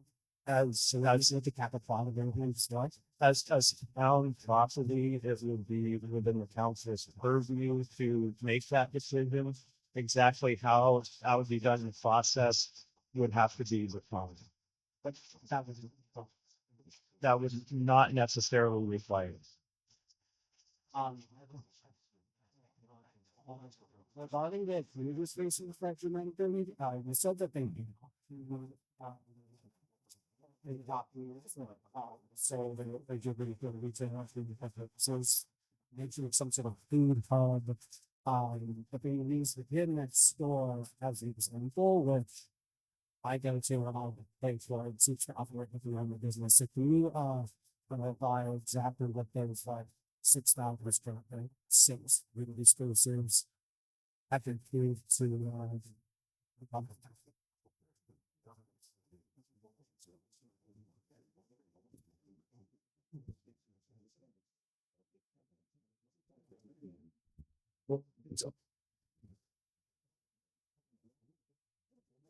Yeah, I think within the zoning document, you can see what uses are allowed or not allowed. I don't, the models for the gym and the coop or the farm stand were what we consider to be public-private partnerships. So there's a use agreement. It's in essence a lease where the town works with them to make sure that's a sustainable business. I think we've talked about civic needs versus commercial needs, and it's generally a spectrum. I think a gym is a good example of something that was not sustainable in town. Therefore, we had to work in partnership with Donovan, who I see here, to create a business model that is subsidized as a public-private partnership. So it would be the council's decision ultimately to decide if we're going to do additional use agreements that subsidize civic or commercial needs. But at this stage, we're not showing the food hub dog spot, which was kind of in the initial plans, as a current phase, because there was no tenants, there was no sort of vetted discussion about what that would be. So in the phase that's being discussed, really all we're doing is looking at resident amenities, which gets into, I think, the laundry room and whatever else you drew in terms. Those are all still conceptual. If we were to move to phase 2 and do the Yonth Street buildings and look at, the Civic Arcade, as it was called, there could be an opportunity to look at civic commercial needs, but we're not contemplating that because we're not envisioning that in phase 1. Oh, sure. I think as far as the community spaces go, think that makes the transfer this year passing progress that we can be flexible in the town is really opening. As those things was being head for the next when they can go difference. The last thing I wanted to mention is on that. So there that we did a little while ago. I think it will do a good idea to leverage the local workers that this project was supposedly to talk to the crew. This is an effective open project. I think really is improve with all benefit to be I think this project is the only and the local workers are on the here. Google Forms is really to send out that every kind of salary the council that said one of these survey would do really high effort or high costs for really because they can do things if you're pursuing it. But we'd all love to actually see the data on the folks who are already committed into the opera and working in our community to see if this project's hypotheses are actually valid. I just want to address the survey question because it was brought up as a high cost. It's less about the cost. I think it's more about the process in terms of, we did do a employee survey through the Chamber of Commerce last year. The data actually was reviewed by Matt, and I believe that is a public document. We had less than half. We asked all of the businesses in Yountville to respond, and we had less than half. So the sampling size is small. Let's start with that. And then the ability to get respondents is challenging.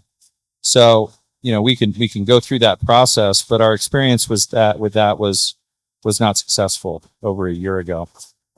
We did hire Matt. He did do focus groups. We are open to additional market research and approaches with that, but I just don't want everyone to think just because we put a survey out, we're going to get respondents. I do think employers are doing their own individual surveys, and if those are given to us, Matt can include those in his analysis. So we're open to all of that data. But it is mentioned, and I know, Matt, you did put in your report kind of your review of the chamber survey, right? So that is in the report. You can review that data at this time. Yeah, I mean, I think to close, I would just say to people who live in this community, they're about, our tax salary being spent towards some sort of sleep in the community. And I think if I would summarize some of the questions that I've heard, it seems like the key worry is that we're using our tax dollars to fund subsidies for housing for ranging people who they have no stake in the community whatsoever, not really getting any services that the rest of the community who lives here full time can actually take advantage of. So I would just speak to so either those concerns potentially do a little bit more movement with their going forward. And so how to get something was on the television patrol balance and revenue was selling the property on to have using one of these two explosives into the future. So awesome. So to the panel, we did have a request to repeat the question that you hear because not everybody in the audience is hearing the questions that are coming. So if you can repeat it,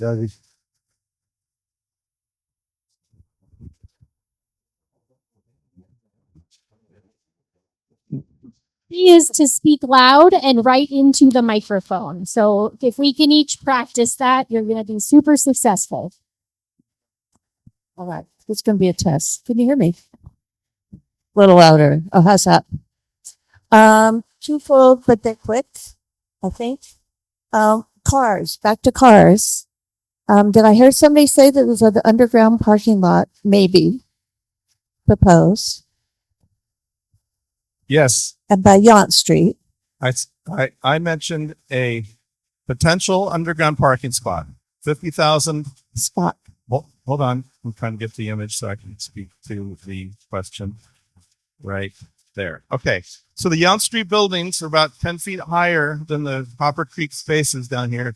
There is a potential. It's very expensive at $50,000 or $60,000 at least per parking spot. This is about 40 or 45 parking spots underneath, essentially right out here, underneath that that parking lot or underneath that potential building. There are about 30 or 40 units planned in those three buildings along Yount Street. It's an important piece. Yountville's general code and design code does not like parking lots on important streets.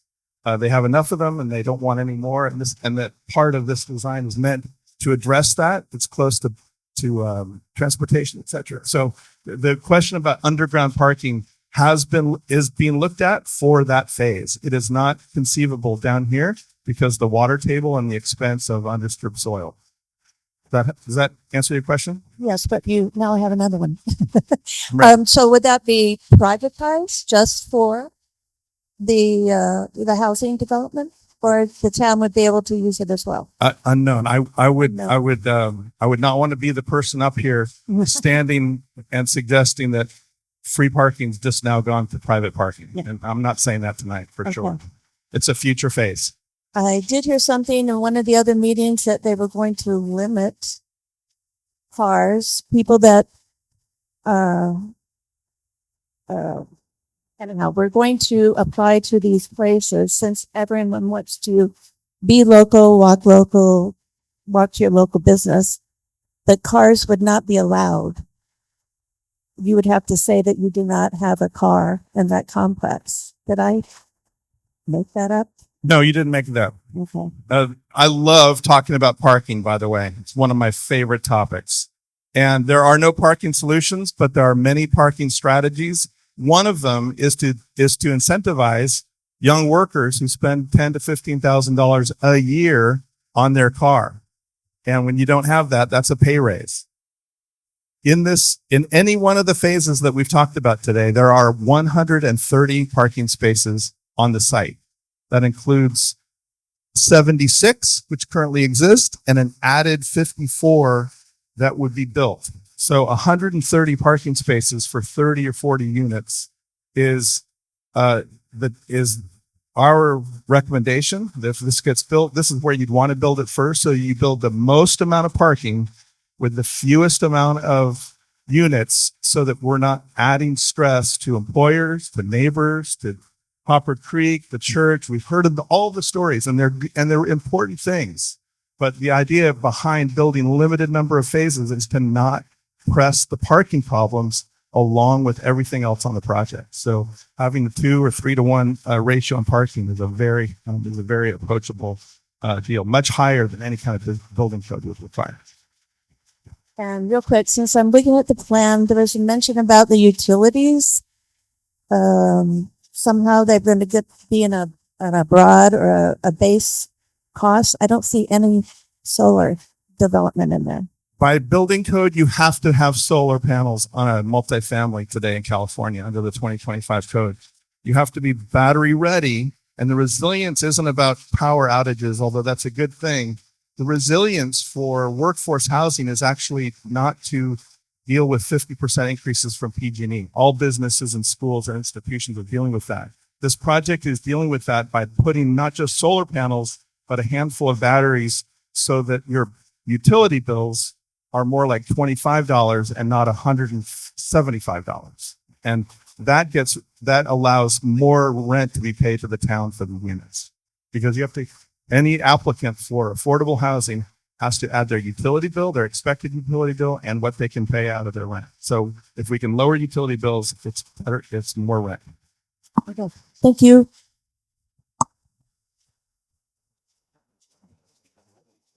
Good evening. Good evening. You hear me? Better? My name's Michael Manello. I live in Yountville. I have 2 hats here. One as a resident and one as an employer who manages French Laundry. So we have about 150 employees. It's just that one property. I do want to thank the council for hearing us the past 2 weeks. We got to meet with everyone and, thank you for your time. I thought it was very productive. Also, it was, difficult reading the newspaper today that we are against this project. At no point are we ever against it. We've been trying to get affordable workforce housing. I've moved here in 98 since as long as I've been here. It's one of the biggest challenges as someone who runs the business to get people who work for you to live close to where they work. I mean, we have people living in Vacaville, Sebastopol, the city, Oakland. I mean, I can't tell you, all over the place. And, it's always been a challenge. Like, how are we going to get affordable workforce housing? And I feel like the town has also talked about this for 30 years too. And so at no point have we ever not wanted this project. There's elements of the project that are concerning, and you could look right down to down in Napa at the community college where the occupancy is very low. So my first question is, can the business operate the units? I'm sorry, I don't understand. Can the business operate the? Could the business take 10 units? And this is Bottega's housing, and we're going to assume the rent, and we're going to pay it, and we're going to manage it. That is a question for somebody at a much higher pay. And I don't know the law. Hold on, I will address one item because it's come up twice.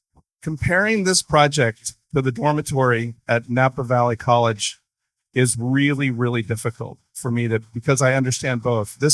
You do not have to be an enrolled student. The rents there are much higher. I'm happy to spend time after this meeting showing you the comparisons.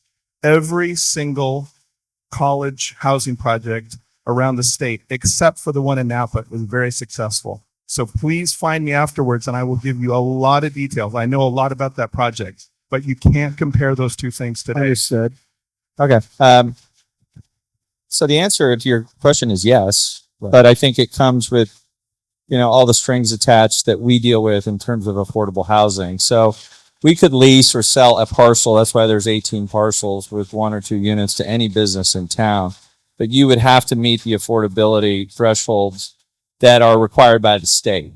And so this gets into who's going to fund it. So if you're going to fund the subsidy, then obviously there's going to do that. We have limited subsidy. And so we've done our best to show how we can fund 30 to 40 units. But every other parcel, if you will, would have to pay for itself. And there's something called the Surplus Lands Act, which is something the state passed, which means if we were to ground lease or sell a unit, there is a requirement that goes out to affordable housing developers. There are ways to work through that, but it's not as easy as us just sitting down and saying, hey, we're going to ground lease this to you. You would need to show the affordability levels that, in essence, allow the exemptions. Is that right, Gary? Okay. Yeah. Yeah, I mean, just trying to figure out a way to how do you get the workers? I mean, because I look in this room, how many people are workers? I mean, minimal, right? No. Like, who's going to go into these units? Who are we building these for? I feel like we've done a really poor job at getting the information from the actual people who we want to live in these units. And, we can do a survey really simply. And I think, I would like to hear from more workers in town, and less residents. I mean, I look at this as a resident and I say, like, obviously, is it going to affect my property tax? Is it going to be on the ballot? Stuff like that. But, when we're talking about building this for the workers, like, how do we get the workers in Yountville into the units? And then if they're not a worker in Yountville, how do we get them out? Because we don't want to have this complex built and it just turns into, weekenders from the city. I mean, that's like the worst case scenario, right? I mean, do you not agree? Question, Just incentives. Yeah, I wanted to chime in on your question about how do we make sure the workers are there. If you want to move on, go ahead. I do have a comment though. So Yes, please. okay. So just to flesh out the local preference policy a little more, we've talked about it here a couple of times on how do we give preference for workers who are here in the town. The town has a current local preference policy that's been in place for years. The town uses it whenever it's filling its other deed-restricted affordable housing, some of the ones that one of the public speakers spoke about earlier. The first preference is for folks who live in town. The second one, also in town workers, and then it's within the county and so on. So those types of policies have been blessed by the courts if they give preference and are weighted and you go into a lottery. So typically how it works, unit becomes available, applications are submitted, and then they are ranked and assigned a weighted vote into a lottery if someone is selected. What we're currently looking at right now is how much weight can we give to a local worker and still comply with those fair housing laws. And that will be presented to the town council this spring as soon as we work through that issue. But those are the restrictions and the guardrails that the town is working on, just like every other public agency in the state. So we're figuring out how far we can. Thank you. We heard incentives. What are the incentives? Incentives on the lease side could be things as simple as money. You know, what you're seeing with these lease to local sort of programs that are popping up is generally the landlord is incentivized to lease to someone who has a job in the jurisdiction. So it could simply be it's $500 cheaper or $300 cheaper, whatever that number is, if you can demonstrate you have a job in town. So, I mean, that's the simplest approach, is just with money. There's also other incentives you can talk about, but, you know, it gets back to kind of what Gary said, local preference deals with, you know, basically a policy that gives you the ability to put people in lottery and how you pick people to get in. I think what you're getting into is how do you get people out if they no longer have a job? You can take away that incentive, whatever that financial incentive is. Okay, that's good. Understood. A couple other questions. Unit kind of gets thrown around. What defines the unit? Like, what is the unit? Is it the building? Is it the beds? It's the unit is the house or the home. The home. 2-bedroom, 1-bedroom, studios, those are all units. And then, you know, the rent. I mean, that's like the big topic. You know, what workers, what Yountville workers are going to be able to afford, you know, the rent for those properties. Like, how do we get to a place where the incentive, I think for the majority of my workforce, the number one incentive is going to be dollar amount. And like, how do we get it to a place where that's a great idea? You know, when I first moved here, the rents were affordable and we all lived in town. Most of us lived in town. I'd say 80% of us live in town. And now nobody lives in town. And like, how do we get back to that? You know, because, you know, we've lost the community part of that. You know, we have a lot of weekenders. We have a lot of second homes, you know, and how do we get back to that? And I think the number one thing would be dollar amount on the unit. Of course. And I think it feels like the big issues are obviously rent, but unit mix, unit type. I mean, we seem to all be kind of talked about collectively. If you want to talk about rents, I think you have to talk about them as a percentage of AMI, because that's sort of what the analysis looks at versus just anecdotal. Like, when I came here, this is what was affordable, what's affordable to my son or my, you know, uncle, etc. So 60% to 80% AMI. It's a matrix scale depending on how many people are in the household. Okay, so the chart is in Matt's report. There's actually a chart published by the County of Napa every year that gets into that. 60 to 80% basically means it's 60 to 80% of whatever the market rents are based on a regional, you know, scale. So it's not Yountville, it's the County of Napa. So when we look at 60 to 80%, we talk about this term, the missing middle. People have heard this. The missing middle is, in essence, people that don't qualify for capital A affordable housing, meaning subsidized either by the state or the feds through Section 8. Usually that's 60% or below. Sometimes it gets into 50% and 30%. So the missing middle, when I got into housing, you know, ran a housing authority for 17 years, we used to talk about 80 to 120% AMI. This used to be the missing middle. Now it's 60 to 80. Because there's people that make that amount of income that don't qualify for subsidized housing federally, state-wise, but can't afford a place to live. So what we're trying to target in terms of rents for this project, remember 30 to 40 units, is there enough market for that 60 to 8% missing middle that don't qualify for other programs, but can live in Yountville if they have a job in one? And when you look at the rents based on studios 1s and 2s, you can see what that range is, 1,500 to 2,000. Matt went through it earlier. That's the current missing middle. And we can all, you know, including me, complain about it because it is a problem. Throughout California, particularly in tourist, affluent communities like ours. So I think you have to address it head on, but you have to look at AMI as the barometer you're looking at this. Otherwise, it just turns into a bunch of anecdotes about how we can't afford to live anywhere. True. I will say we could have done a lot better job at getting the information from the actual Yountville workforce. Not the state, not the area, like the 3,100 people, with the age of average of 42. I don't know about that, but I think that's the important data we need to collect. And then last question, the business plan. Is there going to be a total business plan for the project? Will there be best case, worst case, middle?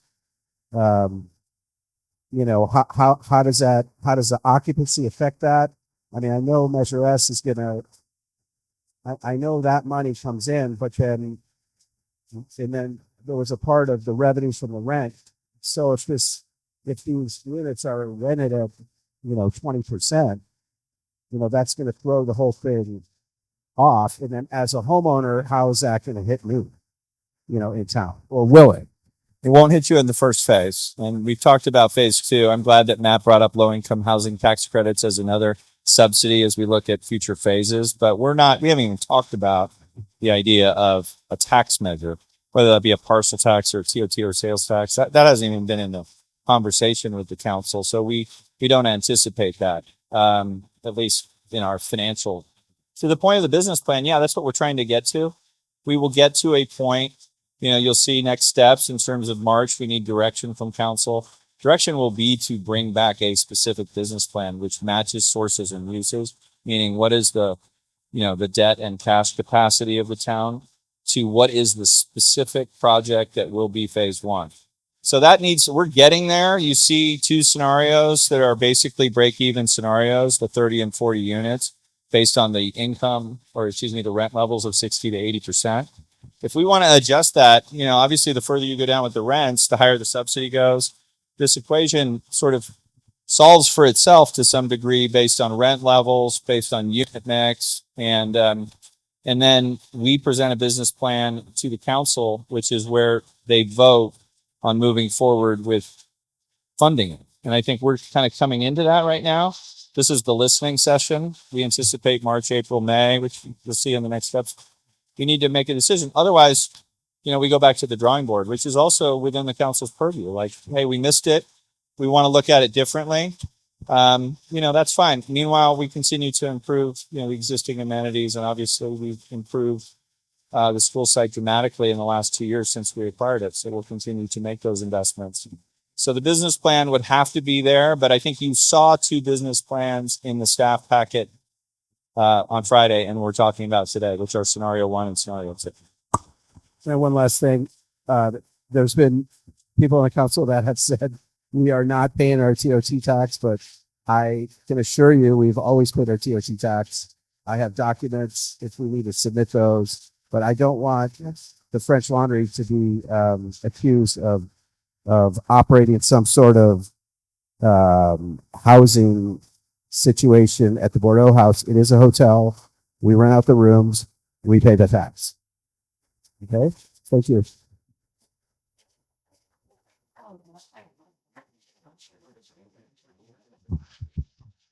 So, over the past couple of years and attending several meetings, watching videos, having one-on-one conversations, I've been thinking a lot about the Titanic and the 1986 Challenger shuttle disasters, because in both cases, capable, well-intentioned people were deeply committed to a bold vision, and they believed in it. They were excited about it and proud of their hard work. And yet history shows what can happen when commitment turns into attachment. And this has been my experience over the past couple of years. Warning signs are minimized, dissenting voices are sidelined, and experts and stakeholders who raise concerns are dismissed, sometimes unintentionally. So I reference those 2 events, not for a giggle, but to suggest and not to suggest anything remotely comparable in scale like could happen here. I reference them because they reveal a very real human, universal risk when we become so tightly bound to a dream, a legacy, our own vision or timeline, the size of a unit or parking plans. It becomes harder and harder to loosen our grip. It's harder to pause, reassess, and get genuinely curious to hear disconfirming information and learn from and with stakeholders who also share a vision for success and who are also excited about the possibilities. So the danger is not bad intent, it's unchecked certainty. When credible questions arise, the strongest leaders don't double down, they slow down.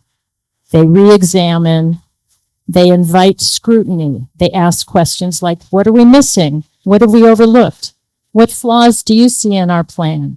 Tell me more about your concerns. How could we be managing this more effectively? How could we contact 3,100 employees if our first go of a survey didn't work? This project is so important. It's going to change Yountville. So I ask you to hold on to a vision to create something wonderful, but hold it with enough humility and curiosity to deeply understand and take action on what people are saying, thinking about, and asking, so we can create together a development that we all will be excited about.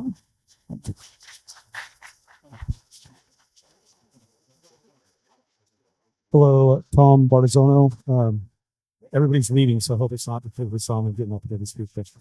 I just wanted to comment, the lady that was up here earlier and talked about her parents finding a condo here, and she made a comment that I think is pertinent. There's a great example here in the town of Yountville where a housing development was built for workforce housing.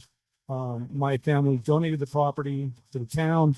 The community housing authority took on the task to build it and manage it. And to this day, they've been a great neighbor to my mom. And I think they've been a huge value to the town. And I've mentioned this before, and I kind of feel like it fell on deaf ears, but I wish that was the path that was looked at as well, because that's their profession and that's what they do, 40 hours a week. And I think that, like this young lady up here said, is really something to look at. And I just turned 60, so I can't remember it all. So I don't know. All right, thanks.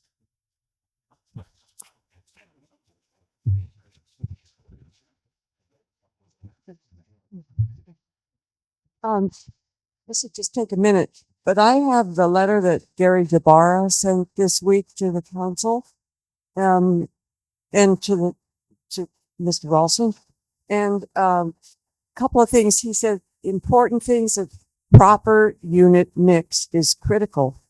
A mix of studios, 1 bedroom, 2 bedrooms, 3 bedrooms is not aligned with actual demand. If it's not aligned with actual demand, the consequences can be significant.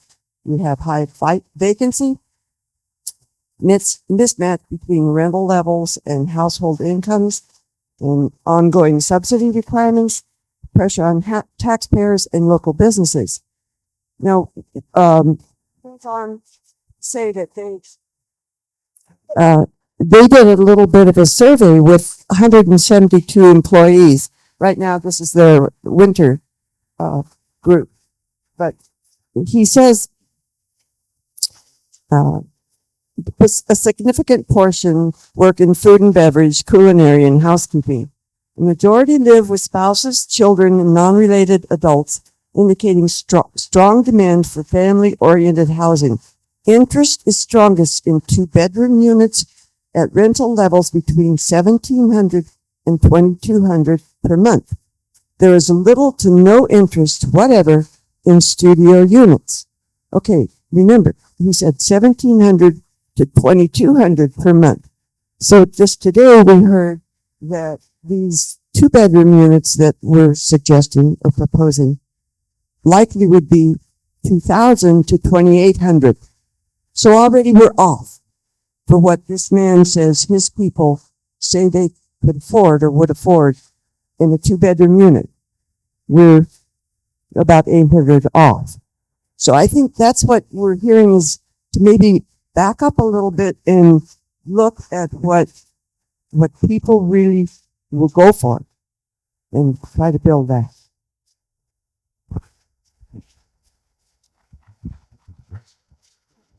Okay, I remember what I was going to say. The other thing too is I work in the ag business. My family's in the ag business. I've been in it all my life. I don't see any Hispanic people here. I hope we're reaching out to Hispanic people because they are part of our community. I consider Yountville not just within the town limits, which is probably outdated or whatever, but to me, it's the surrounding communities as well. And I just think that's one consideration as well. The Hispanic community is very, very important to our industry. They may not work in the restaurants, the hotels, but they can work in the hotels. They clean the hotels and they clean the homes. But that's one consideration. I hope that the council and everybody else will consider. And then to a previous comment, if a landowner or a business owner, more of a business owner, has open space, they're using for a garden or something else maybe, they could build or donate that land for workforce housing. So there's a way for business in Yountville to support the workforce housing for their own employees, as other people have done in the past. So, and thank you all for all the hard work you do too. Thank you. Hi. Am I loud enough? That seems to be the big tough. My name is Tracy Sanderson, and my husband and I live across the street at 6555 Young Street. He and I have been to a few of the community meetings and read the materials provided, but I'm far from an expert on everything that's been discussed here. I know the town leadership, staff, and their consultants have spent countless hours discussing options for the development, the property, amongst themselves and with the community. I understand this is a complex process, and as a Youngvillian since 2015, I'd like to thank you all for your efforts because it's not easy. Okay, so I've had a varied career. The majority has been focused on business growth and development in the specialty food and restaurant business. I'm a little nervous. Sorry if my voice is shaky. For a time, I was the director of strategic planning. During my tenure in that position, there were 4 key considerations for any project we're developing. The first one was, who's the customer? The second is, what is the product they want or they need? The third is, what are they willing to pay for it? And the fourth and kind of fun part is, how can we deliver the product or service in a manner that delights the customer and is aligned with the business's financial plan and profitability goals? So 4 very simple things there. I've also been a HOA president twice. Lucky me. So I understand the complexities of decision by committee, but I also understand the importance to move forward, take action, and have progress. So my question to the team is, I wonder if these simple questions have been explained and considered. And it sounds like they have through the Chamber of Commerce, but maybe we need to swing the bat again and try to get those questions answered better. So in my experience in the hospitality business, at least the restaurant business, there's a pre-shift before the restaurant opens every day. So maybe the restaurateurs could simple list the questions presented to the staff at the pre-shift, get the answers provided back to the team. And those questions are really pretty straightforward. How far do you travel to come to work? Would you prefer to live closer? What bed, bath, parking configurations would suit your needs? What's your monthly budget for rent or mortgage and utilities? And what amenities are important or unimportant to you? So That's 5 questions. So if between the hotels, the restaurants, the other retailers, the tasting rooms, etc., if that was a simple form presented to the staff, I think we'd gain so much information that would help answer so many of these questions. This seems to be a repeating theme among the group about who is the workforce, what do they really need, and how can we best provide that for them.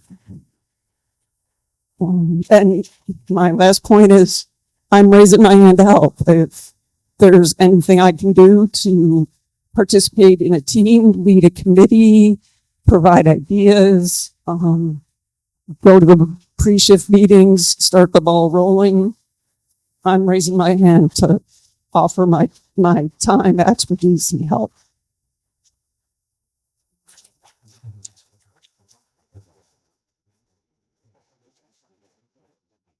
A lot of information tonight, and I think it's really helpful for everybody, particularly breaking down these price points, because I was a wait staff person, restaurant person for many years, live on a tight budget.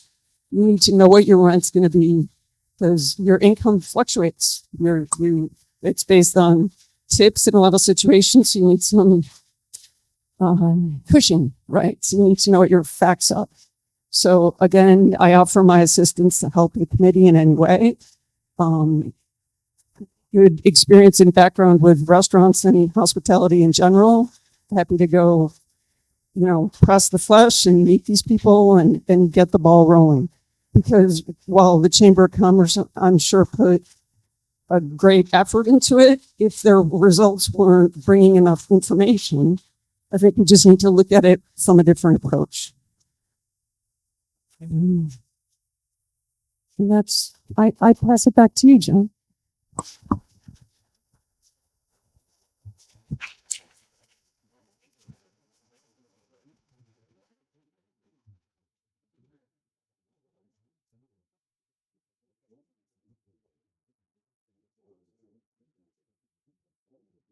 Hi. I think this has been a great meeting, and like both scenarios. I live in Napa, not Yountville, mea culpa, but I would love to live up here if I could. And when I moved here in 2012, I was one of the transients without roots in the Napa Valley, but I got lucky, and now I could afford to get a home in Napa, and that's kind of how it works. I would have loved the studio at an affordable rent. I would have been eligible for it. Might still be, depending on the tax year. And I just got lucky. I was couch surfing and some gracious locals let me crack, right? And that's how people get into the community sometimes. I know it sounds alien. I'm not saying that 100% studios are the right mix. I think the community feedback's been pretty strong. Hey, let's make sure we got a lot of 2 bedrooms for the families that we know work here. But guys, just from just a stranger down a 15-minute south, studios are cool too. And there's an age where you want them. The staff has done a great job. And then the last thing I'll throw out there is that if there's an appetite for private industry to do stuff like Bottega wants 10 units, there are totally mechanisms they're not allowed to talk about because they can't pick winners, but there are ways you can work with nonprofit, affordable housing producers, and just talk to them because they all love them. Pretty good for you trying these that.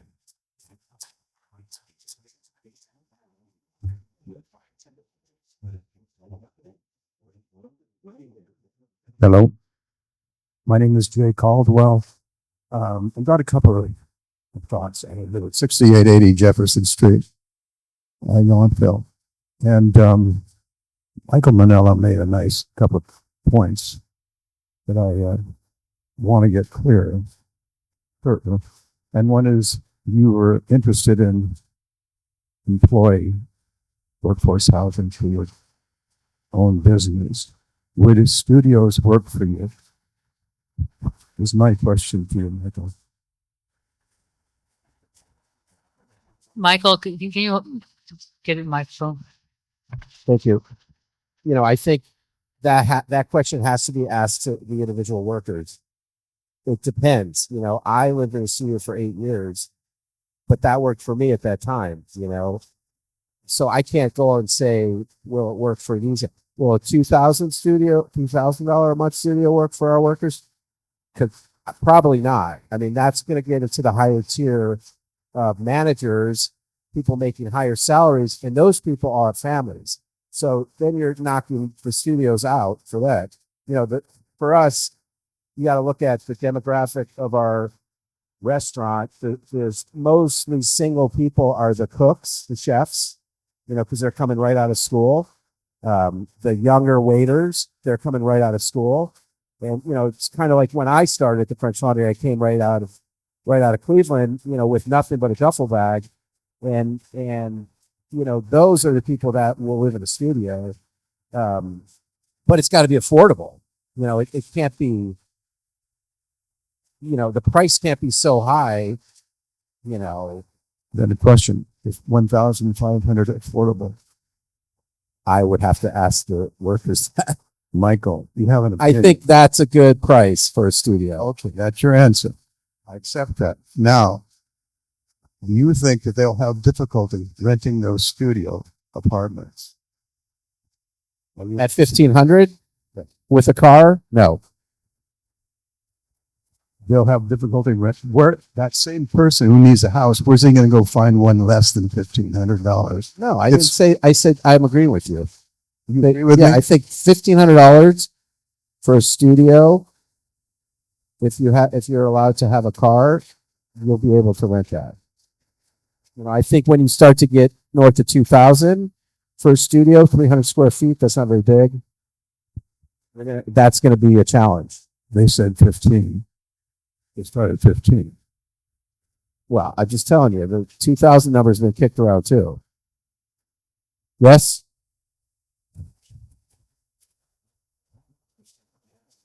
Feel like I'm watching an auction here. Yeah, the range 60% is 1,500, 80% is 2,000. I think another important note, because you saw the Ori system, it is furnished. We haven't talked a lot about that, but I do know coming in, we've all had that job, our first job out of college, we come into a region. Furnished is a big part of the equation when you look at the market analysis. So I just want to make sure everyone understands what we're proposing is a furnished studio. We're going to have to look at the ones and twos. Now that there's a desire to see more twos, we've just started really studying how the Ori system could work in ones and twos. But initially out of the gates, we were always looking at the studios as the furnished unit that deals with this person who's coming into town or coming into the region, you know, that doesn't have anything other than a duffel bag. In my opinion, 1,500 is great. And would be affordable for your employees and be a starting point for them. I also like your idea of leasing a block of them. I thought it's a great idea for you. That could commit a block. But yeah, I'll go to Bottega, right? Yeah, they're all in the same business.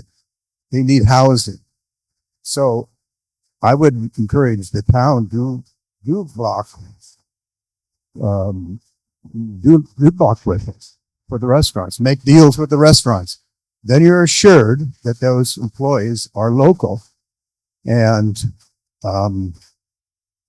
also the restaurants could control that too. If that person leaves, then I mean it's like we got you your house.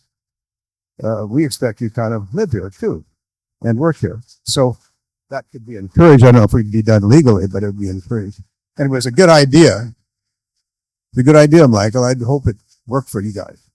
And I hope that you utilize it because it's a great resource. And by the way, I started a nonprofit in St. Louis called the Workforce or St. Louis Housing Coalition. And our goal was workforce housing. So I put my money down. I got the nonprofit set up. And I worked for 7 years trying to develop workforce housing in St. Louis.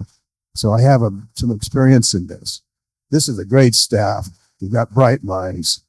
These are bright people. I mean, really good people. And just appreciate all the work you've done. And you're going to get this built. That's hard to do, even with opposition. You're facing the opposition. It's going to happen, and I support it. Thank you.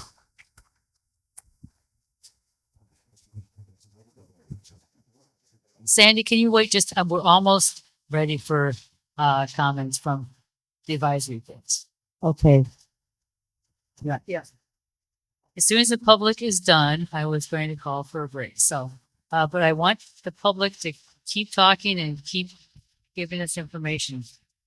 Yeah, I was just curious over the course of the next few months, what are the key meeting dates where future decisions will be either made or announced with those of us who want to stay informed and show up and be informed and not find out about it on a newsletter or an Instagram or that's Yeah, I'm just going to go back to the last slide that you saw briefly at the end, but we determined March 17th is the next meeting.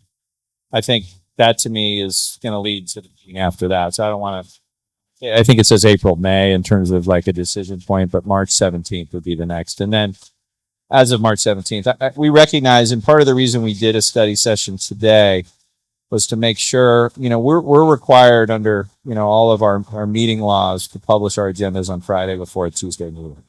We recognize 72 hours is a short time to consume a lot of information. That's why today is not a decision or a direction point. This is sort of a listening session based on, Matt's report and, a lot of new faces in the room, which is great, but a lot of information on the walls and you can see the meeting schedule. So, I ask you to, obviously March 17th, I think today's actually Mardi Gras and I'm going to go to St. Patty's Day. We're picking all the fun days to be in long meetings. But I think those are going to be the key dates. And then March 17th, if we're given direction, we'll bring back a specific business plan, which becomes the decision point, whether that be in April or May or beyond will depend on what the council directs us to do on March 17th. So the decision on March 17th will be to then To give direction. sharpen the button. Yeah, we need to be able to come back with something specific. I think you see today, it's hard talking about scenarios and alternatives, et cetera. I think there needs to be a specific design and plan that is brought back for consideration so that they can make a decision. So we can expect a concrete plan to be reviewed. I think we're not meeting again until March 17th. So you're hearing how concrete it is now. I think we'll take questions and comments from our advisory boards and our council, but we're not expecting clear direction. We're expecting clear direction on March 17th. Thank you. Are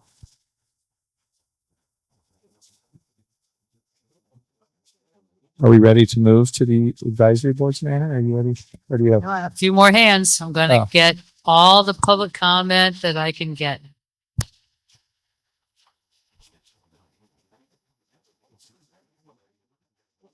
I don't think we can hear you. Is that better? Okay.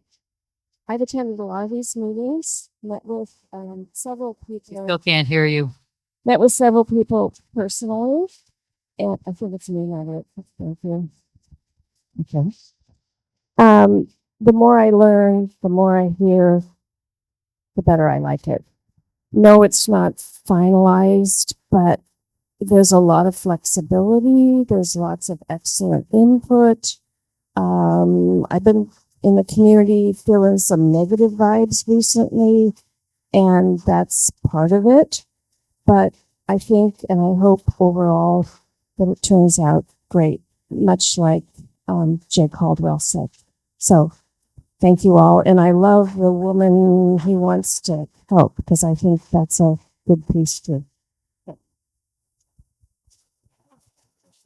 I told my wife I wasn't going to say anything. But it just keeps striking me over and over and over again that part of what's happening here and part of why it's so difficult is because we're all tipping thing. Things are changing. There's a lot of people, I hear a lot of comments about, oh, those are too small. Well, in our lives, that's true. But in the lives of people that are younger and coming up, in fact, Michael has said, a lot of us lived in really tiny places. We're at a big tipping point in the whole culture. And it's hard, I think, for those of us who are older to visualize what is coming. But this project is potentially pointing in the direction of what's coming. So I think it's really important to try to keep open minds and, I like the idea. We need to do this. And I think we need to get people like Michael on board to maybe promote it at the business, make sure it happens, because part of what happened before is there wasn't enough response to make it legitimate. So if we can get more people on board with that and get a clearer picture of, what people are actually wanting and capable of, that would be really important. But I think it's important to remember this tipping point.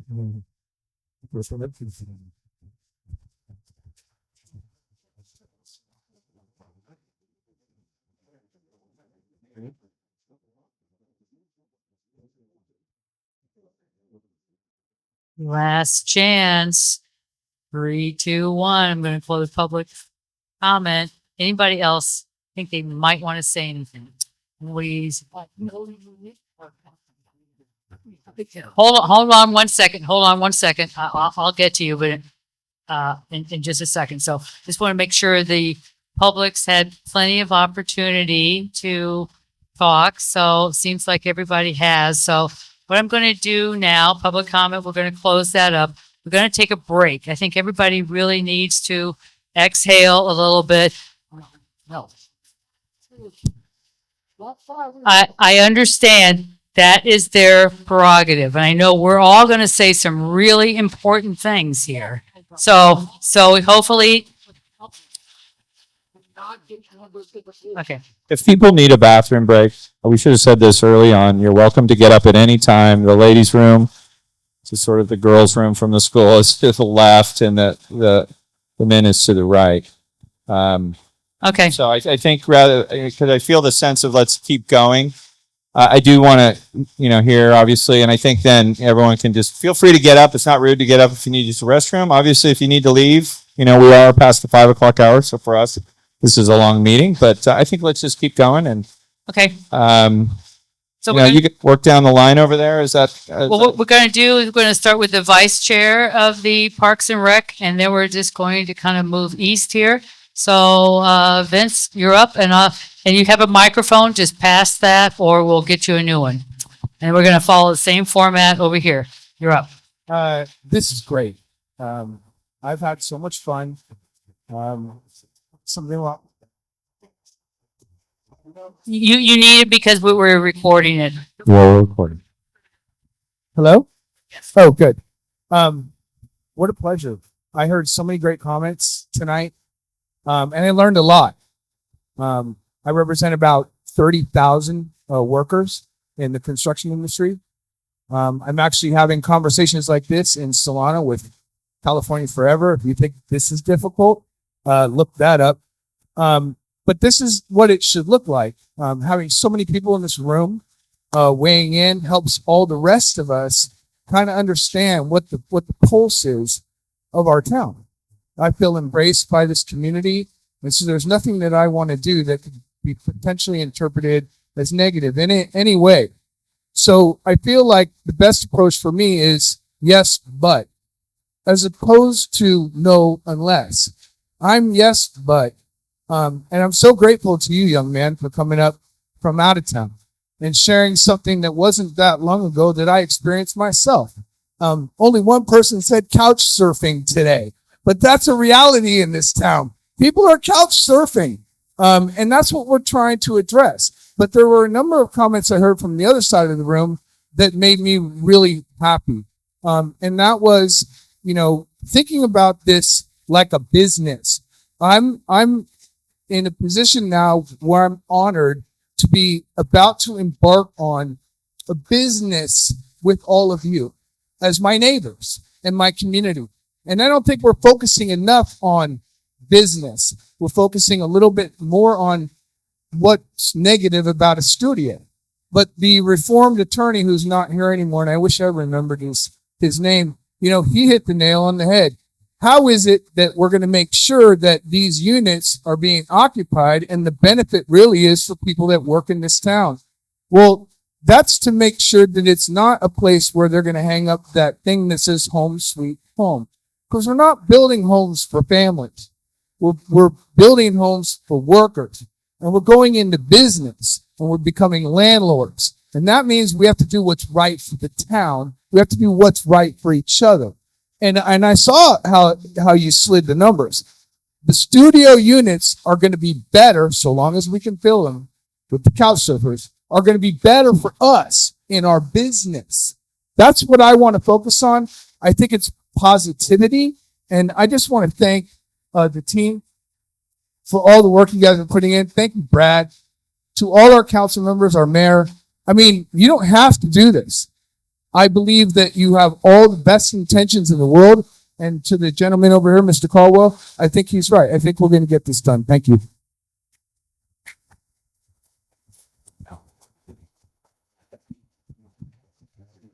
Thank you. Marjorie, I didn't mean to get a little crazy there, but my concern was whether we could speak in a member of the public capacity or if we have to speak in the context of our advisory board. So I think if I follow your lead, if that's the correct thing, I may speak. You can speak in any capacity you would like to speak in. I You appreciate. have the floor, Alan. Thank you so much. So it's nice in many ways to see we've come full circle. I have been asking for a survey or focus groups with the employers since day one. And I think tonight we finally may have gotten that message across. There's another message though, and I've spoken with you individually and I've spoken to the council before, that part of the reason there is difficult feelings to the extent that they exist is how the process is run. And I think the process generally has been very, very good. There's lots of opportunities, but there is a feeling that sometimes things just happen. And one of my big concerns, and you've heard me say it before, is how we select the operator. I do not like and do not think it is wise to have no public people involved in the selection of the operator. That is going to impact the financial viability, whether we pay 35% or some other lower or higher percent, directly impacts the bottom line. And it also impacts our quality of life. How full it stays is a function of the operator. How well the buildings are kept up is a function of the operator. So I could go on, but I'm going to just stop with those two things. Hopefully we get some real numbers. I like your financial analysis. It made a lot of sense to me with a background in economics. So well done to that. And then hopefully we can have more public involvement the way we did for the RFQ and RFP, for the construction, for the DBE, that I'm not asking for anything as formal as that, whether it's an ad hoc committee, so that it isn't simply the usual way we select providers of services to the town. Thank you.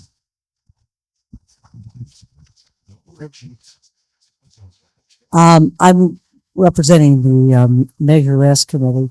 And the one thing that I wanted to suggest, I guess, for the record, we've talked about the 700,000 that comes in annually and all that sort of thing, and how that total figure is going to be committed to securing funding, at least on paper and ultimately. But I want to caution perhaps against not finding additional creative ways to do this so that we don't need to exhaust the total monies.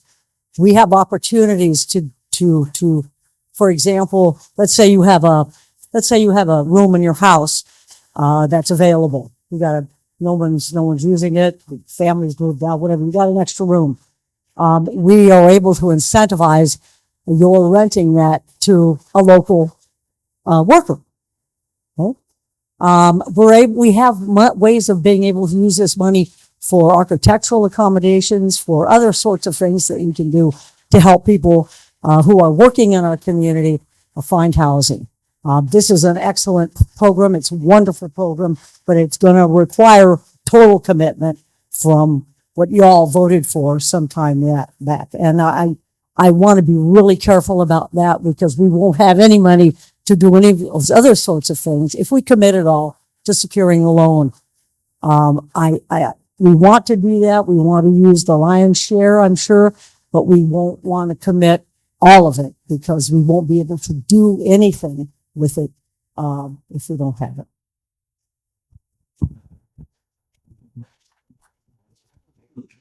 I'll stand just so I don't break the flow of volunteers standing. Mike Zagorczyk, Vice Chair of the CDRB. One quick comment I would just lead with is it is really impressive that the town moved forward with this property and got itself out there. The state, we didn't talk about it very much, has very aggressive housing requirements and guidelines and now laws. And so for Yountville to take such an aggressive step, I think other towns in California, municipalities will look to this project to see, what did we do and how did we meet the state at that level. So I think it is a calculated risk and a bold bet. And obviously these processes are put in place to make sure that we're mitigating some of those risks. I will say with Measure S, funding some of it, I mean, the economics of it is, with Measure S and the bond with phase one, the town is like barely breaking even. So there is risk. There's not a lot of tolerance built in that model.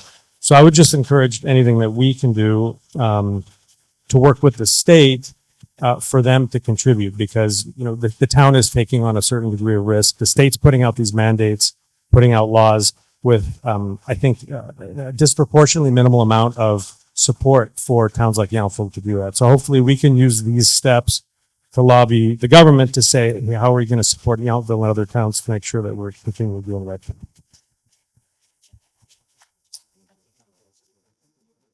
Stephen Miller, Chair of the ZDRB, and I am standing. I know it doesn't look like I am. Just two things. One is I think it's important that I think everything that we're saying tonight is really important.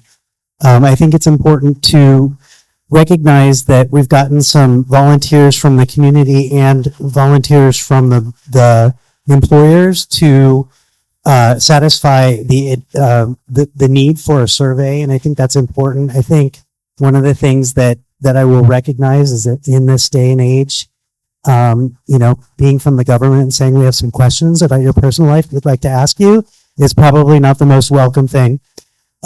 So that's one thing. And then the other is I think it's really important to understand the mechanics of housing and that if people want to live in 2 bedrooms, they don't necessarily have to live here.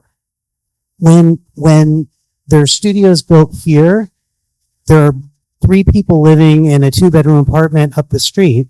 That apartment might take 3 studios, and then that 2-bedroom apartment becomes open for the next people to move in. So it doesn't all have to stay local, hyper local on this project. This project is not meant to solve every problem. So that's all I want to say.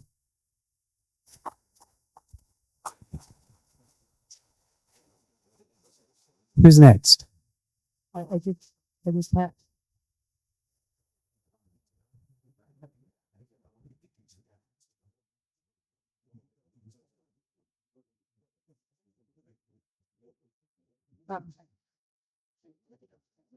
Can you hear me?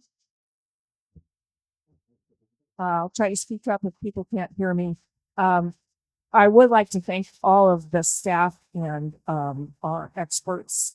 And it's delightful to me that Yountville is so supportive of affordable housing. I spent several years and part of it was chair on the rent board in Oakland.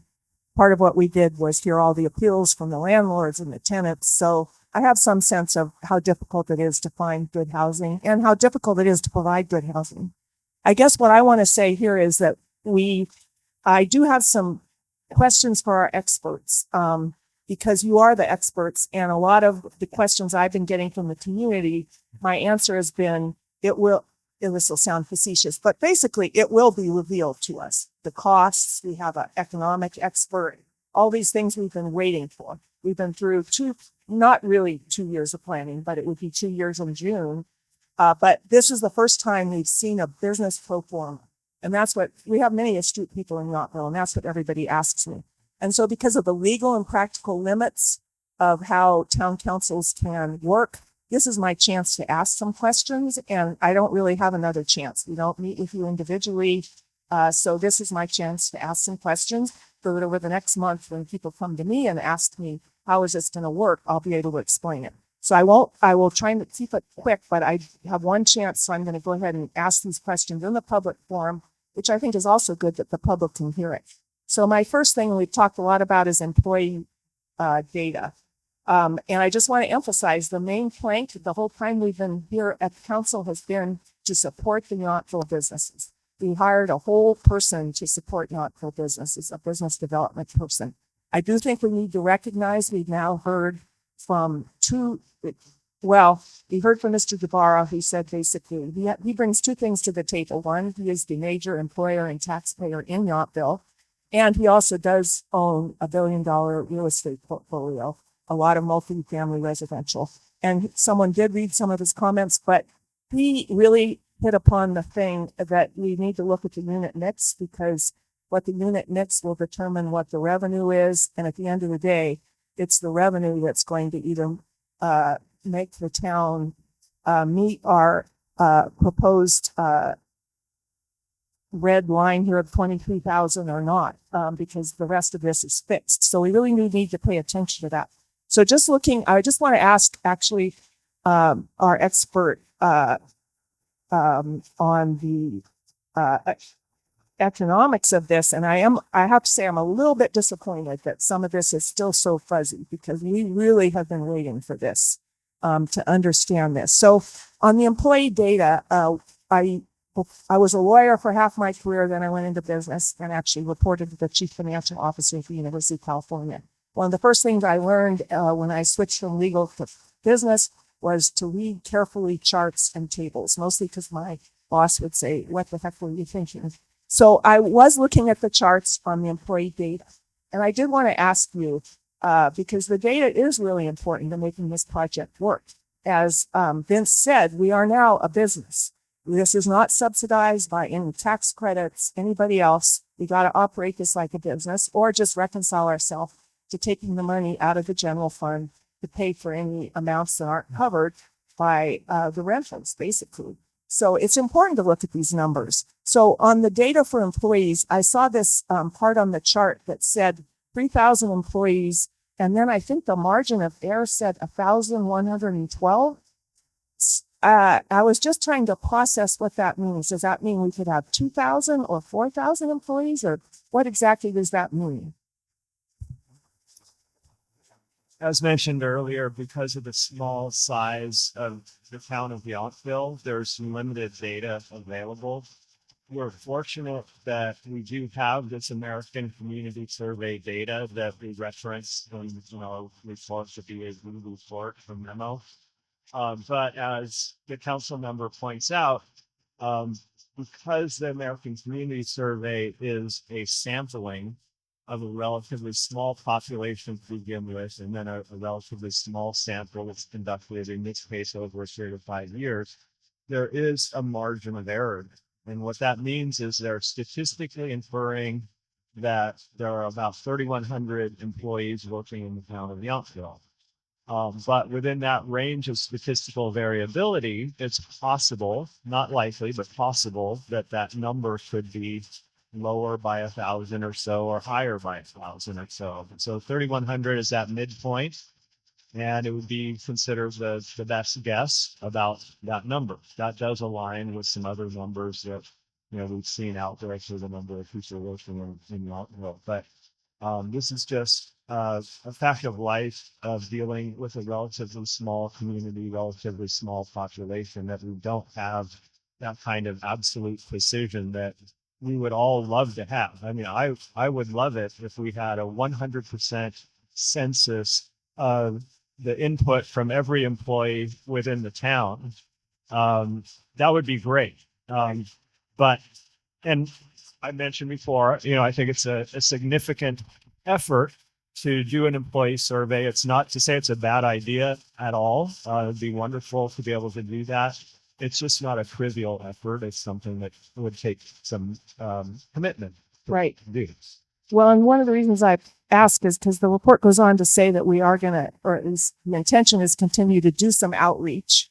And then you point out that it would be very hard because it's not statistically significant result to survey employees. But I guess my question is, it may not be statistically significant, but just as you already pointed out, we have a lot of variation here because it's so small. Wouldn't it practically be a good information, even if it's not in strict economic terms statistically valid?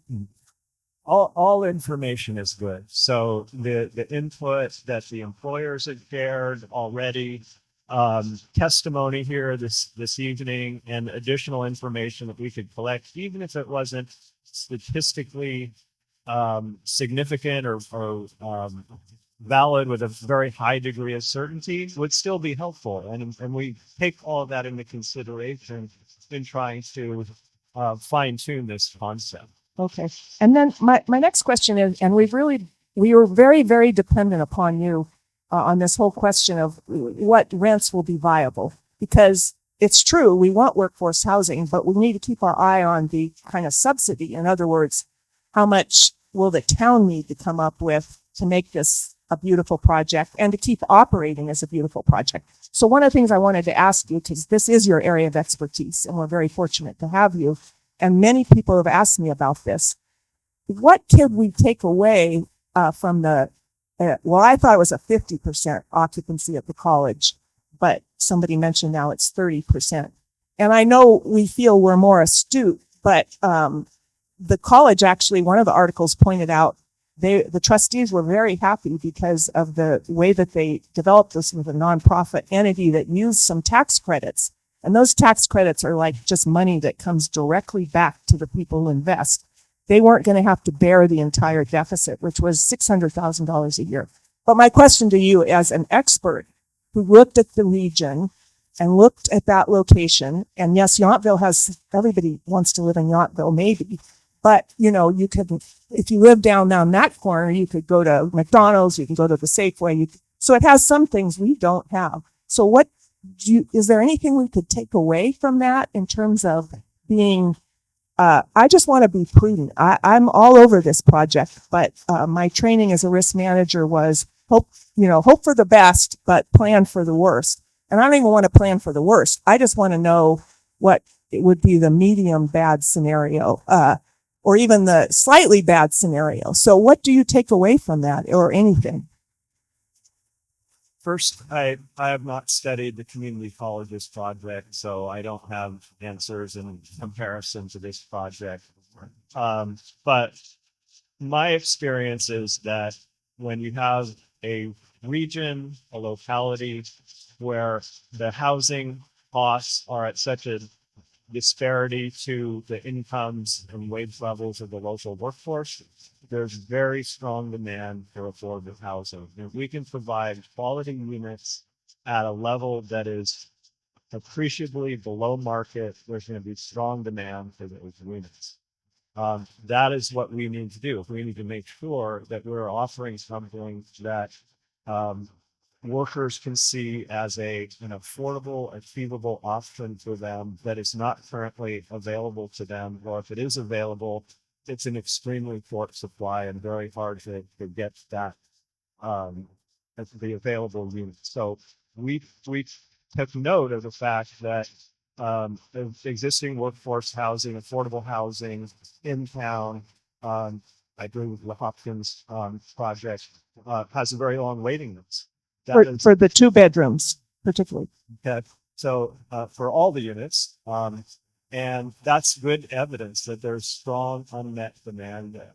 Okay. So, and I just wanted to clarify, your models use for the studios 1650 to 1950 in terms of making it work, the numbers work. So $1,500, the difference to us of $150 a month doesn't sound like much, But your model, in other words, the thing that's showing that this would work is, is 1650 to 1950 for the studio. So I just wanted to clarify that. And then I do understand this idea of 30% being overburdened if more of 30% of your gross goes towards housing. But I've also seen statistics in California, almost everybody's overburdened because the median house price is now $850,000 or something like that. So I just wanted to point that out. How valid a point is that about being overburdened, given probably everybody in California is overburdened, more than 30%?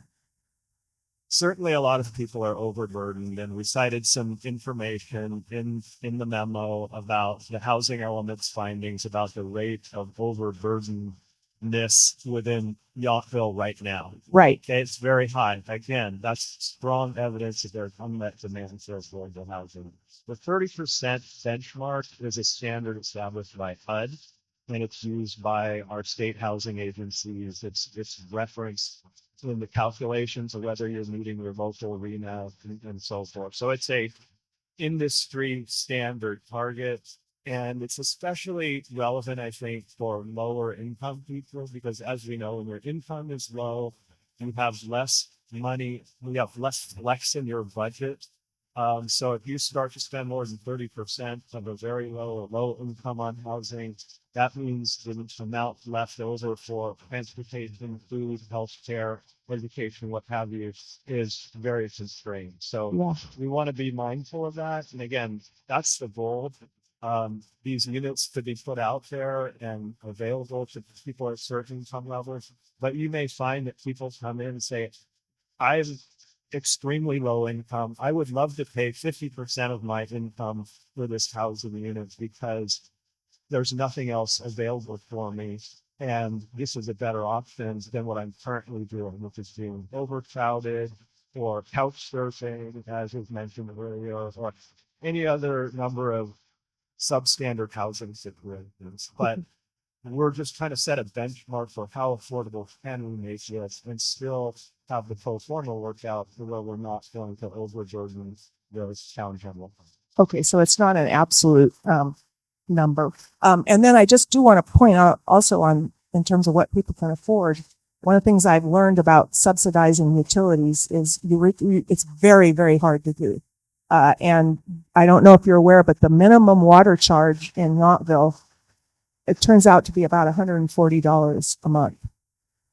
So I have no idea if we're going to pay for people's water, but if people have to sign up for individual utilities, we do have a program we can pay $50 a month, but if they qualify, and they probably would, but that's a very significant amount of money for people. So I just, in terms of your model, utilities, it's not just PG&E, it's the Yountville water. Okay, so I won't. So I wanted to just ask you, the other thing that's really occurred to me is that we need your expertise is on the construction costs. And the design build model has positives and negatives. It makes for flexibility.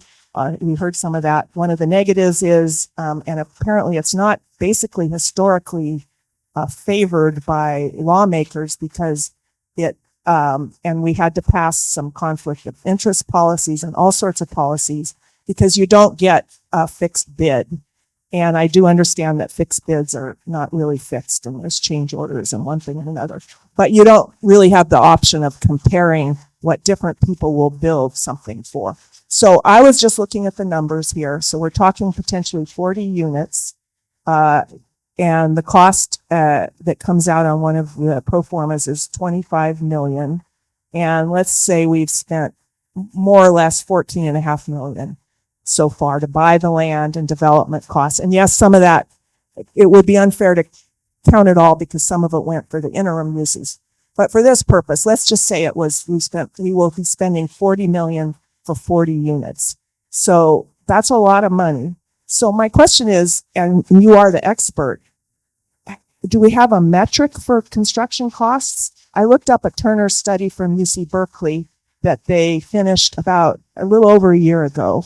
And it was why nobody is addressing the missing middle. And one of their conclusions was the average unit, and they do basically by the Bay Area, Sacramento, San Francisco. Sacramento was cheaper, but it's between 500,000 and I think they said 575 per unit. So, I do want a beautiful project, but, and it's a little unfair to say $1 million a unit. Maybe it's 850,000, for 40 units.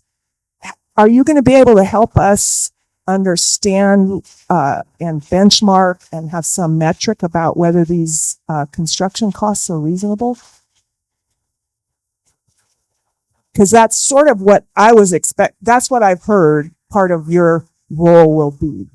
Right. Because and again, it's not that I don't, management is very good at the town of Yountville, but it's always good to verify your assumptions. And part of what I would be looking to you for is to help us verify some of our assumptions that go into the models. And you know, a model is great, but reality will bite, you know. We can model this forever. I like some real information. Anyway.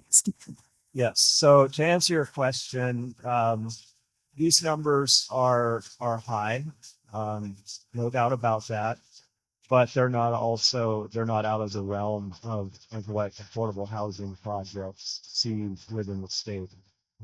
We have to acknowledge that, again, as I think Brendan spoke to this in his presentation, that this is a large site, a small portion of which is actually dedicated to the housing. So we have a lot of public area that is included in the costs that we're estimating for this. And rightfully so, people have spoken about wanting to have benefit for not just the people that get to live in these units, but the whole town. And so what you see is costs that include a lot of public improvements, public amenities that will create spaces where the whole town, visitors, employees, residents of these units, residents of adjacent neighborhoods can take advantage of. And there needs to be some value ascribed to that. In terms of the dollar cost per square foot for the actual buildings, that's under refinement. Part of the benefit of the process that your town staff has put together here is that you actually have multiple bidders that are competing to be the selected entity. And so they're bringing their best and brightest to the table as far as figuring out how they can be the most cost competitive. And our expectation is that with refinement, the value engineering that you've probably heard of, the costs can come down some more. Make this, you know, hopefully that's going to help us close some of these gaps that we've identified. So it's not to say that there's no competition and that people are, you know, able to just say to the town, here's the cost, take it or leave it. They're actually competing against each other, and we're counting on that to drive a competitive and cost-effective set of costs for this. So I think you take into account these public amenities, public investments that are being made alongside the affordable housing, the way that process is designed, and then the additional value engineering. We hope to bring those down, the costs down further, but it is going to be an expensive project. And I love open space, but we have a huge number of parks in Yountville. And also, and I think I've said this before, people are tired of hearing it. We're a small town. Before we had 15,000 square feet at the community center. The general plan said no need to build more space for the community. We think that's fine. Now we have another 10,000 square feet of building that we're going to be paying for and supporting. So I just think that community needs to think about how much more public space they want and are willing to pay and support, because fields are pretty low maintenance as things go, but buildings, they cost a lot of money to both maintain and construct. So my next, and this will be a quick question on the operational costs. When I'm looking at the pro forma, people focus on the red number, which at the end of the day is, looks like we only have to pay $23,000 on phase one on the operational costs. So one of the things that jumped out at me is the idea that someone would operate these 40 units for $49,000 a year. You know, when I think about these small units with people at the beginning of life, there's a lot of moving in and out and security deposits. And then I think about all these movable beds and closets. And if it's anything like my appliances at home or my car, there's going to be a lot of people calling up management and saying, my bed doesn't come out of the wall. However, so is that really realistic for $49,000 that somebody could manage 40 units? Because when we're talking about such a tight budget, that's really going to make a difference. And that's a question, again, that I was waiting for your expertise on. What does it cost to manage a project like this? There's got to be a lot of data out there. And I know 6% is a nice number, but it yields $49,000. And that would only pay for probably half a person's time, if that. So anyway, is that a realistic figure that you put in your model? I do believe it is. So that 6% figure is towards the upper range of the property management fees that are sort of out there in the world. Smaller projects are going to have higher expenses relative to larger projects. So it's at the upper end of that. The 49,000 is strictly just for that property manager's fee for doing the work. Okay. We do have, so you saw the number, I think it's around 700,000 in scenario 1, around 600,000 in scenario 2. That's the net operating income. That is after deducting for all kinds of operating costs for the project. So that amounts to about $6,000 per unit per year of operating costs. So those are all taken out first. And then we get down to this property manager fee. So Okay, so the property manager that fee isn't going to cover all of the duties of the property manager. No, basically. not at all. Yeah, there's significant additional expenses that are accounted for already. Just totally get that not offsetting. Okay. I have just a couple more questions, and one of them is your chart, and I can't find here what page it is on what it would look like. I just could not understand the chart if we had used some sort of partnership or tried to get the low income housing tax credits. Could you, I think what it was saying was that if somebody would get $10 million off the top for investing in this. But could you just explain that chart? I think the ship has sailed. The town has decided to be its own developer, run its own business. But I think you included that chart for a reason. My guess is it's part of your due diligence. And as a council member, I just want to make sure I understood it.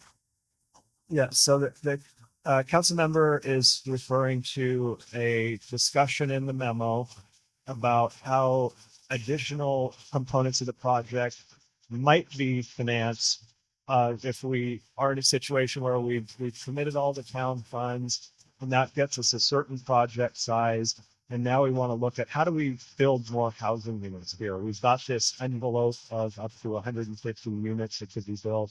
How do we do some more units?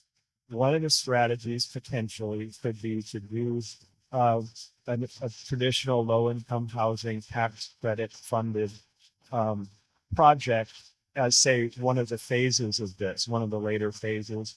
And what the chart shows is that in a low-income housing tax credit project, typically about 50% of it is financed using tax-exempt bonds. About 30% is financed using low-income housing tax credit equity. And then the balance comes from other sources, including other subsidy sources from, say, the state and federal government, maybe even charitable sources, as well as some finagling that the developer typically does where they defer their development fee until later in the process when the project is throwing off enough cash flow that they can get repaid for some of that. So that's just a different way of approaching project financing. It brings in a lot of outside subsidy, outside capital, but the caveat there is that there's strings attached to all of that. One, there's a process for rounding up all those subsidy sources.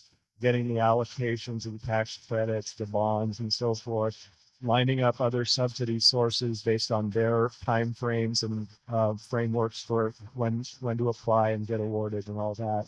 And then, of course, the restrictions on what's the income level that can be served, what rents can you charge, how do you have to manage all that. So you're getting into a realm of a different kind of a project, but the point was to be able to show there are other ways to continue to build this site out, even if the town has a limited amount of its own resources that it can and is willing to invest into the project.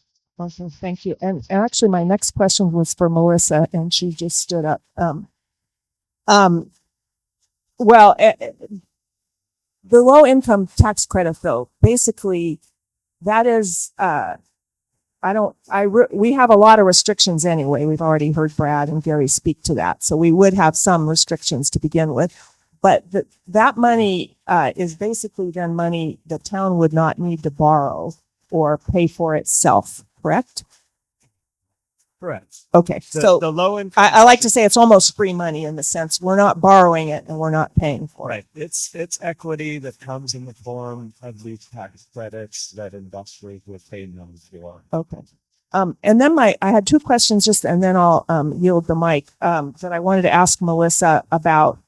So on the scenario one, we would borrow 16 million via bonds and then a bank loan of, I think, 4 million. So, the bonds are, and I forget the exact, interest rate, but 3.8, something like that. The bank loan would be 6.5%. At least that's what the pro forma says. Why would we not just borrow all of the money as bonds? Because we'd be paying a lot less, obviously, because the bank loan would be 6.5. Is that a borrowing capacity issue, a legal issue? Why would we not just borrow all the money and pay less interest? I'll take a stab at it and then pass it back to Melissa to elaborate. But because I made that assumption or showed that in the pro forma, that $4.5 million-ish financial gap would be financed with a bank loan. That was, again, trying to respect this scenario where we're saying we're not going to commit the town general fund beyond what could be supported or done with that 700,000 in Measure S and 300,000 in repurchase lease financing bonds that are being redirected from those bonds that mature in 2027. And so a bank loan would not be a liability of the town general fund. It will be a liability of the project. So, it'd be secured debt, basically? Yeah, that's the idea. So it would separate out the town's obligations from the project obligations so that you're not risking as much in the general fund. Okay. That is just one possible way of doing it. The other option, as you pointed out, potentially cheaper, have a bigger bond, but that's where you get into the comfort level that the town council has in committing more. But at the end of the day, we will have borrowed the money one way or not, right? I mean, right, bank, bond, put it together, we borrowed the money. You're making a distinction between whether they could come after us generally or they could come after the asset. And actually, the town in one of the FAQs that I asked said none of this was secured debt. It would all be, but we'll put that aside. So you're making the distinction, but at the end of the day, the town is gonna have to pay the 20 million. We're not gonna let the bank take over. I mean, it's still an obligation of the town's general fund. We have to come up with the money if the project doesn't make its numbers, correct? Correct. Okay. Yeah, you would want to do that for sure. We would want to do that. I just didn't want to overstep and kind of put something in front of the council that was beyond what initially is, a comfort zone. So we're happy to get that direction and adjust the assumptions of what. And then I'm gonna stop talking so much, but one of the points you made very early in your report is this is a static model. So of course my lawyer brain thinks static model. Well, now I understand what you're saying is it's not really stress tested. We don't look, or I haven't seen a stress test. Let me just finish stress tested model here. we're in as somebody pointed out, it's both good and bad. It could be that the future looks very different and could be great, could be not so great. But everybody talks about this $700,000 as being a given. That's a percentage of TOT, and that very much could change. So on all this, I guess I would ask, will we ever see a stress tested model where we have rents that perhaps are decreasing, which actually is happening in California, or a model where TOT decreases, or a model where the $700,000 goes to $600,000, and what would that look like? Yes, we can use this model to do sensitivity analysis where we ask those kinds of what ifs. What if the rent went down 10%? What if the vacancy was higher by 5%? What if the interest rate was higher or lower, and so forth? So we can do all of that. I think, we've tried to provide some comparison to these different scenarios for this evening, but as Mr. Ralston pointed out, we're going to try to come back with a project, a proposal. This is our best guess at modeling it out. And when we have that, we can have some sensitivity scenarios that says, this is how it would work if these different assumptions were changed. Okay, and so you do understand the 700,000 is a movable number as well, in terms of we may or may not have 700,000 every year. Yeah. Okay, and I do really think taking a look at different scenarios is important. And I just want to say this, before we get too attached to that red number of $23,000, we need to look at a 10% decrease in rents, a 10% decrease in the measure S. And I think that's really important, because otherwise people ask, well, what will be the burden on the town? Yeah, we could pass taxes and one thing and another. But I've worked at a public agency when the belt tightening started. It's not fun. I could see the residents' bash is going to cost us more, be less fun. When I've worked in public agencies and the belt tightening starts, and it's going on at the community college right now, travel ends, educate. Anyway, so those would be the most immediate impacts of a 10%, 20% change in your model, I think. And so I really want to see that as a policy maker, because I think that is our role, to look at different scenarios. And I have to say, I really appreciate your efforts, but I was expecting and hoping to see some of that, because even if we just have a month, you're basically saying I would have to make a decision on March 17th, for the first time seeing some of these models, because we don't have another chance to really interact with you. So is that really what we're saying here? That to get the real business plan that would show any sort of potential changes or hiccups, we have to wait till March 17th and then make a decision at that point?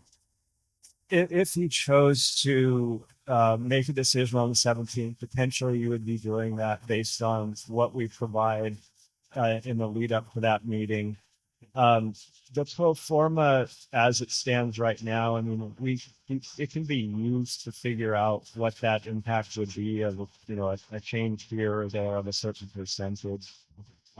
So it's not necessarily to say that you have to wait until March 17th for that kind of information. But we will have that kind of information for you. Okay. And then, and this really is my final question to Melissa. I'm kind of worried about, and I asked this and I didn't really get an answer in the FAQs, but we just recently agreed to a $300,000 engineering study of the the sewage treatment plant, basically, which probably does need some upgrades. So, and I do understand that's a separate enterprise, and so I don't really know how that works. But let's say we needed to borrow 20 million or 30 million to rebuild the wastewater treatment plant.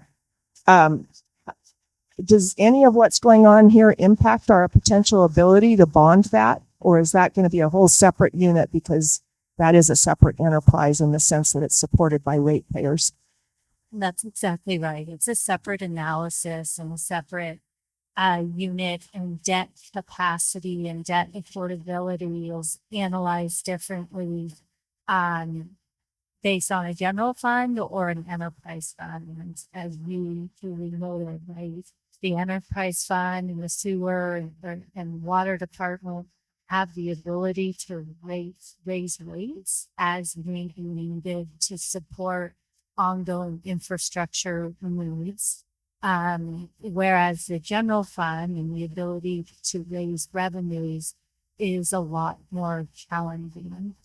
The bond market and the credit analysts also look at the two obligations very separately. And so when if we were to bring a bond financing to the rating agencies for the project we're discussing today, that would be viewed in isolation of the general fund. A separate financing for a sewer project would be viewed and rated in isolation of the enterprise fund. And simply because there are dedicated revenues of the enterprise fund. Okay, thank you. That gives me some peace of mind, because I do like to flush my toilet. And we are very fortunate, if you look around the valley, to have some wonderful services, thanks to John Ferns and his team. So I just want to make sure that we don't do anything now unwittingly that would handicap us later. So thank you. And I do just briefly want to address your prior question or comments, just simply because I know we've so spoken about the stress analysis, and it certainly hasn't gone unheard. And I think as we narrow down the project and the project parameters and have a sense of what potentially the town may be financing, that is when the stress analysis occurs. And this is the first time Matt and I have been together, and we will work together to provide that stress analysis. And we also need to look at interest rates and the cost of borrowing, because rates will go down as they have, but they will also go up. And we won't know your cost of borrowing until the bond is actually priced. And so that would be factored into the stress analysis. But I want you to know that we've heard you in tandem with staff, and analysis will be done on the stress. Well, and I know it's difficult, but and as part of the public process, we can't really talk to each other as a group. In the way it works in Yountville, we don't access you individually. So the more information we can get in advance to get it all on a Friday for a Tuesday meeting and make such a huge decision is really hard. So I would just put my 2 cents in on that. And I've talked to Brad about that before. Thank you. And I just want to close by thanking everyone. And I really do support the affordable housing. I just want us to make, with such a huge decision, a really good decision. So thank you. Thank you. Actually, Mr. Manila, before you leave, I do have a workforce question that you being the sole employer still standing in the room. I mean, the largest here. It's a real quick one. With families and the people that you have working for you, do you think that it's probable that families would want to uproot their children from the schools in the neighborhoods where they currently live to move here to a town where there is no school and really limited daycare? Well, I couldn't answer that. I could speak to, how challenging it is having 2 small children in town. Where do I send them to school? Where do I send them to daycare? But I know there are families who do still live in town with children. With extra curricular sports and activities. That's hard. Yeah. I mean, I agree. But I can't speak to the individual family, the ones who are we have more families than we think. I think everybody underestimates how many people live together, how many people have families, how many people live with, other individuals. And, it's hard. And I said it, but it's, also the climate of the government, people are less likely to give that information out if they don't want to give that. I was going to bring that up. Yeah. But, I don't know, I don't know the answer to that, but I know we have families, we have workers who are making, not, the money isn't like extraordinary. It's, they're workers and they're working and they have families and, they wouldn't live in, they probably wouldn't live here or, but selfishly, I look at, and I talked to Brad, like, what about the playgrounds and what about, there's two playgrounds here that our kids go to every day. They're always on these two playgrounds and those go away. So, when I start thinking about it as a resident, then I get frustrated because I worry about those two playgrounds. So to make sure we build another playground. Okay. Good point. I just want to point out, And not a pool. In phase one, in phase one, Brad was very clear. Neither playground, in phase one, neither playground is touched. Okay, I just want to make sure everyone knows that. And then, Michael, have you ever had difficulty in recruiting? Is that a constraint to the business growth? That I saw that in the AE report, that it's difficult in recruiting and retaining employees because of the lack of housing in the area. Yeah, that's so much more difficult here than I worked at Pursuit for 10 years. You have a city that has housing everywhere and, different levels at every level. And it's so much harder in Yountville with the French Laundry than Pursuit, with that, people, we lose those people to, cities, San Francisco. Housing and resources. Okay, thank you. Because you don't want to live, it's hard to live in Vacaville and work at the French Laundry because it's a demanding job. Also, Long shifts. Yeah. Okay. Thank you. I want to correct something that was said about the waiting list for Popper Creek. You said it was more 2 bedrooms. Councilmember Tripp, it's actually 21 bedrooms and 5 2-bedrooms. So they have a waiting list for 21 bedrooms and 5 2-bedrooms. So I thought that was kind of important to say as I'm looking at the unit mix that that Kelly Morgan provided. We got one that is studio heavy. And for those of you that can't see small slides on the board, the one that's studio heavy has 24 studios and 16 1-bedrooms. So the one that adds more 2-bedrooms has 8 studios, 6 1-bedrooms, and 16 2-bedrooms. So that brings us to the 30 units, which doesn't pencil out quite the same. It was first time that we've seen this other mix with the Ori systems. They're smaller units, but that lends to 18 studios, 10 1-bedrooms, and 18 2-bedrooms. So that obviously is a little more balanced. But my question for Brenda would be, within these 3 scenarios, are these kind of set in stone? Are there limitations on how this mix can go beyond what's reported here? No, this is not set in stone. We are in the middle of moving all of these pieces around. It's actually a rent piece that we're trying to nail. It's not an architectural thing. And you can see from some of the drawings here from Ori is that in some cases, 3 studios are the same thing as 1 2-bedroom. So there's a lot of mixing and matching that is happening right now. And obviously we're working very closely with Matt's group to make sure that he's getting as many variables in there so that he can come back and tell us whether it's from employee data or especially for this first phase that we have a chance to test many of the cases long before construction starts. Okay. Thank you.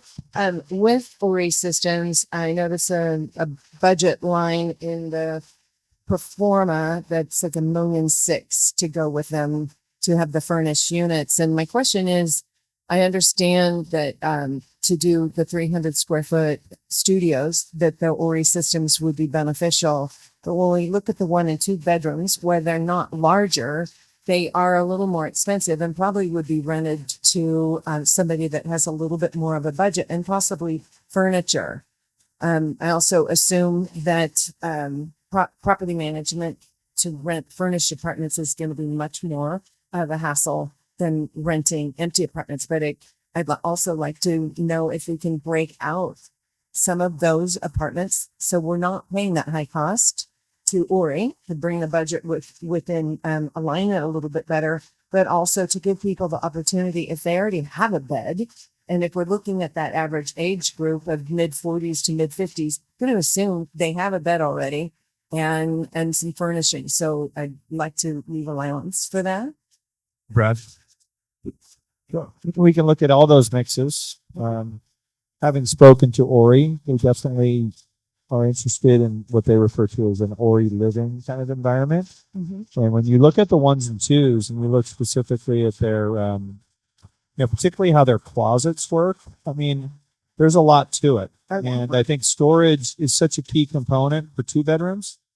And so I wouldn't just make assumptions based on, people having beds that they can move into a 2 bedroom. I think you got to look at the whole package. And I do think that the pocket closets are probably, on some level, I mean, speaking to someone who lives in a small 2 bedroom in town, like closet space storage is a bigger issue, truthfully, than anything. At my, you can put me in whatever demographics you want. So I think the Ori living opportunity is something we would vet further. We can get into unit mix. Part of me feels like we should either be an Ori living place or not. But we did start out with the idea of just doing the studios. So clearly we can end up there as well. That's something for the future meeting to determine. Okay, I just want to commend all of you. This was so nice to get all of this information. The reports were even more robust than what people heard today, which gave us a lot to mull over. And I want to congratulate all of you who are still with us. Thank you. Thank you, everyone, for being here. For all that came, and also to thank all those that have stuck around. Just all our praise for being here and hanging in. So,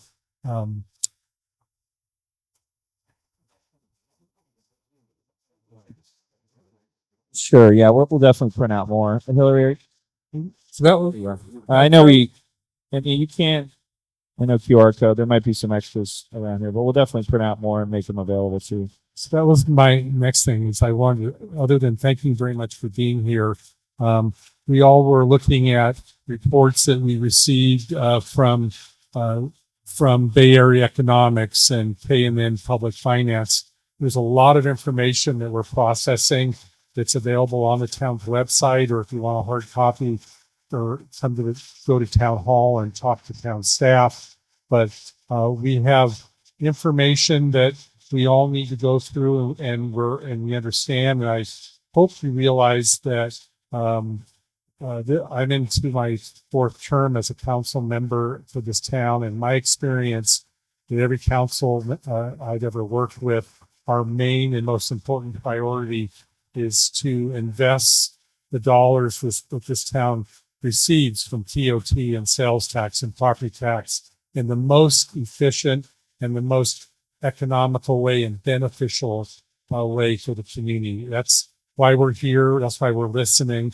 That's why all of this council members met in the last week or 10 days with a couple of the largest employers in town that expressed their concerns about and provided questions to the town.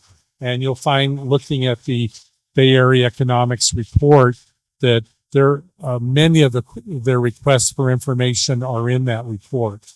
And so, including the fact that not just last year, but in October of 2024, the town worked with the Chamber of Commerce to begin surveys of employees. And another resident here mentioned just in the last week or so, we received comments and a survey from employees of the state Yountville. So we're collecting this information.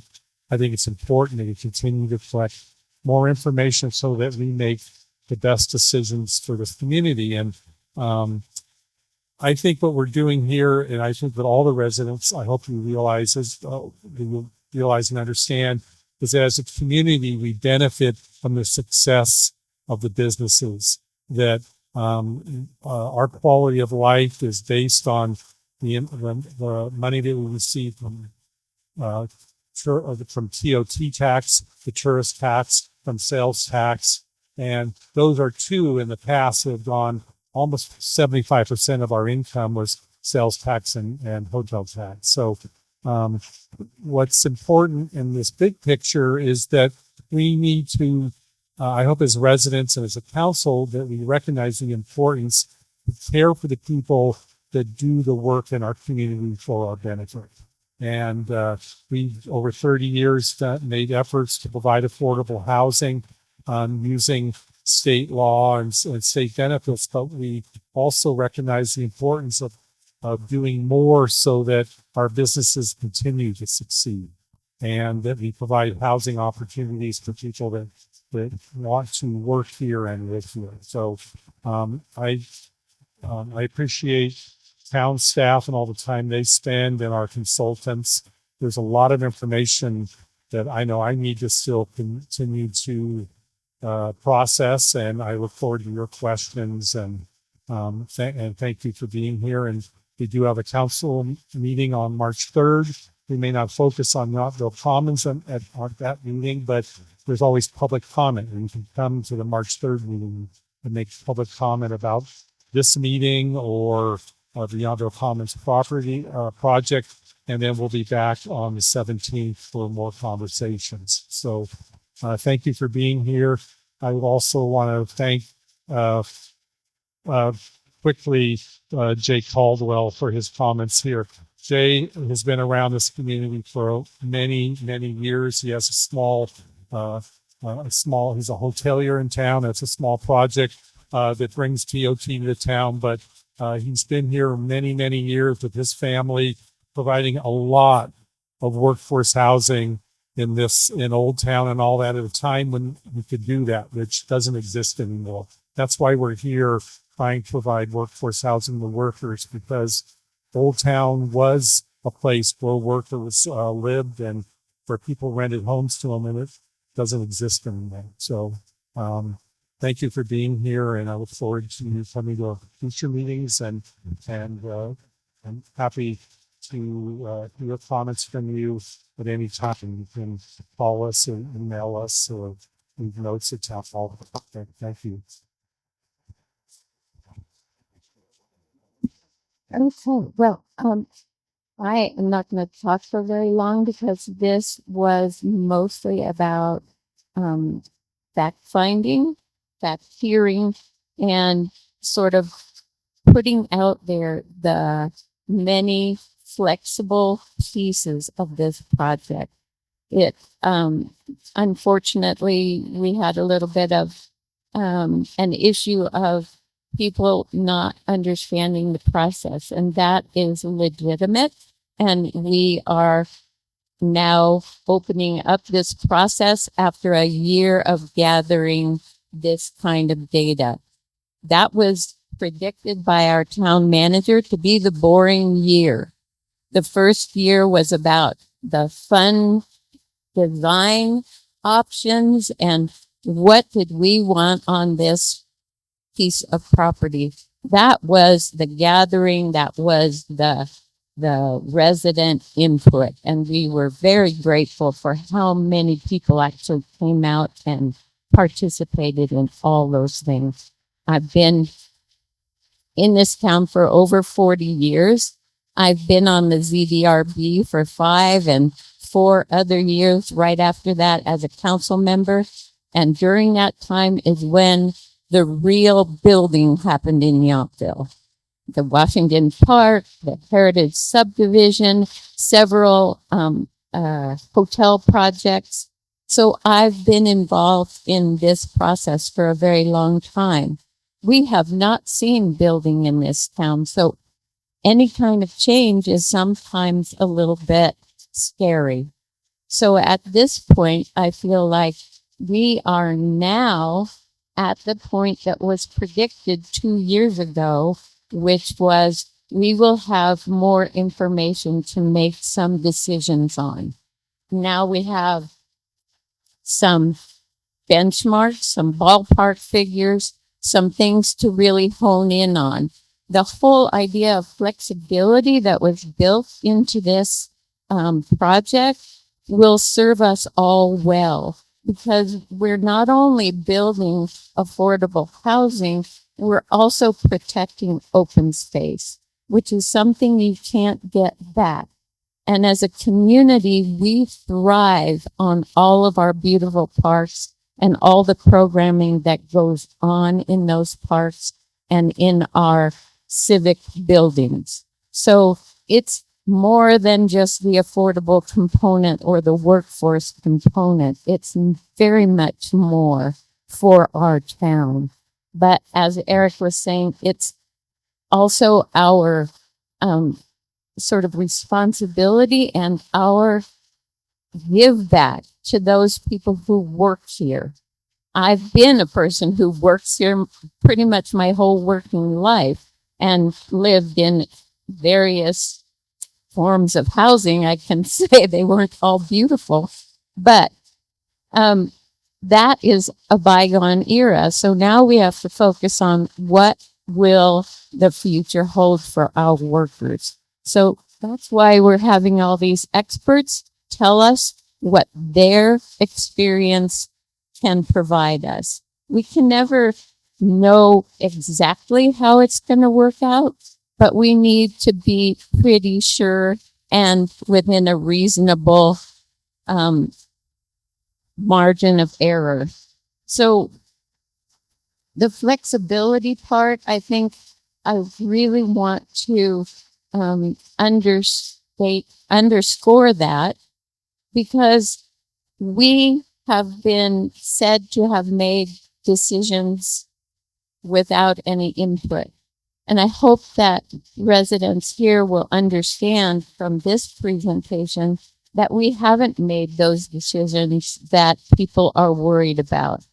And I hope that everybody who has been worried will also be open to the fact that there are more pieces that can drop into this puzzle to make it affordable. We can control the unit mix and the rent structure. We can control the income that comes to the town and the affordability level. And all of those things move till we get it in the sweet spot.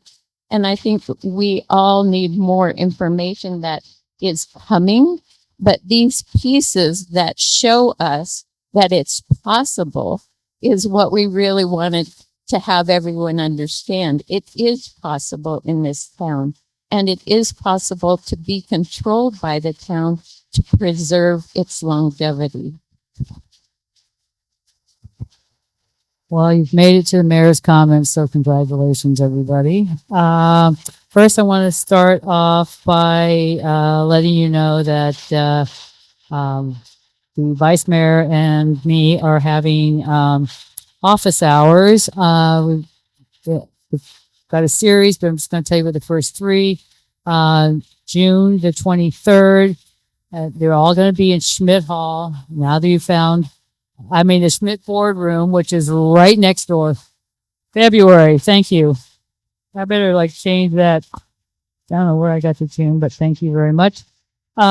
So February 23rd, I will be in the Schmidt boardroom from 1 to 2:30, and the vice mayor will be there from 2:30 to 4. The next day, February 24th, I don't know why I wrote down June. Office hours, I'll be there from 2 to 3:30. The vice mayor will be there from 3:30 to 5.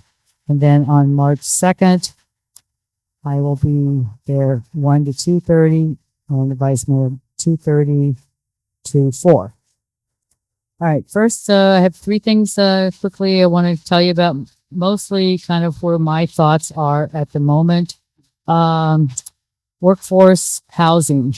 I really hope that our attorney can get as creative as attorneys can be in considering the California Fair Housing laws, which I fully support.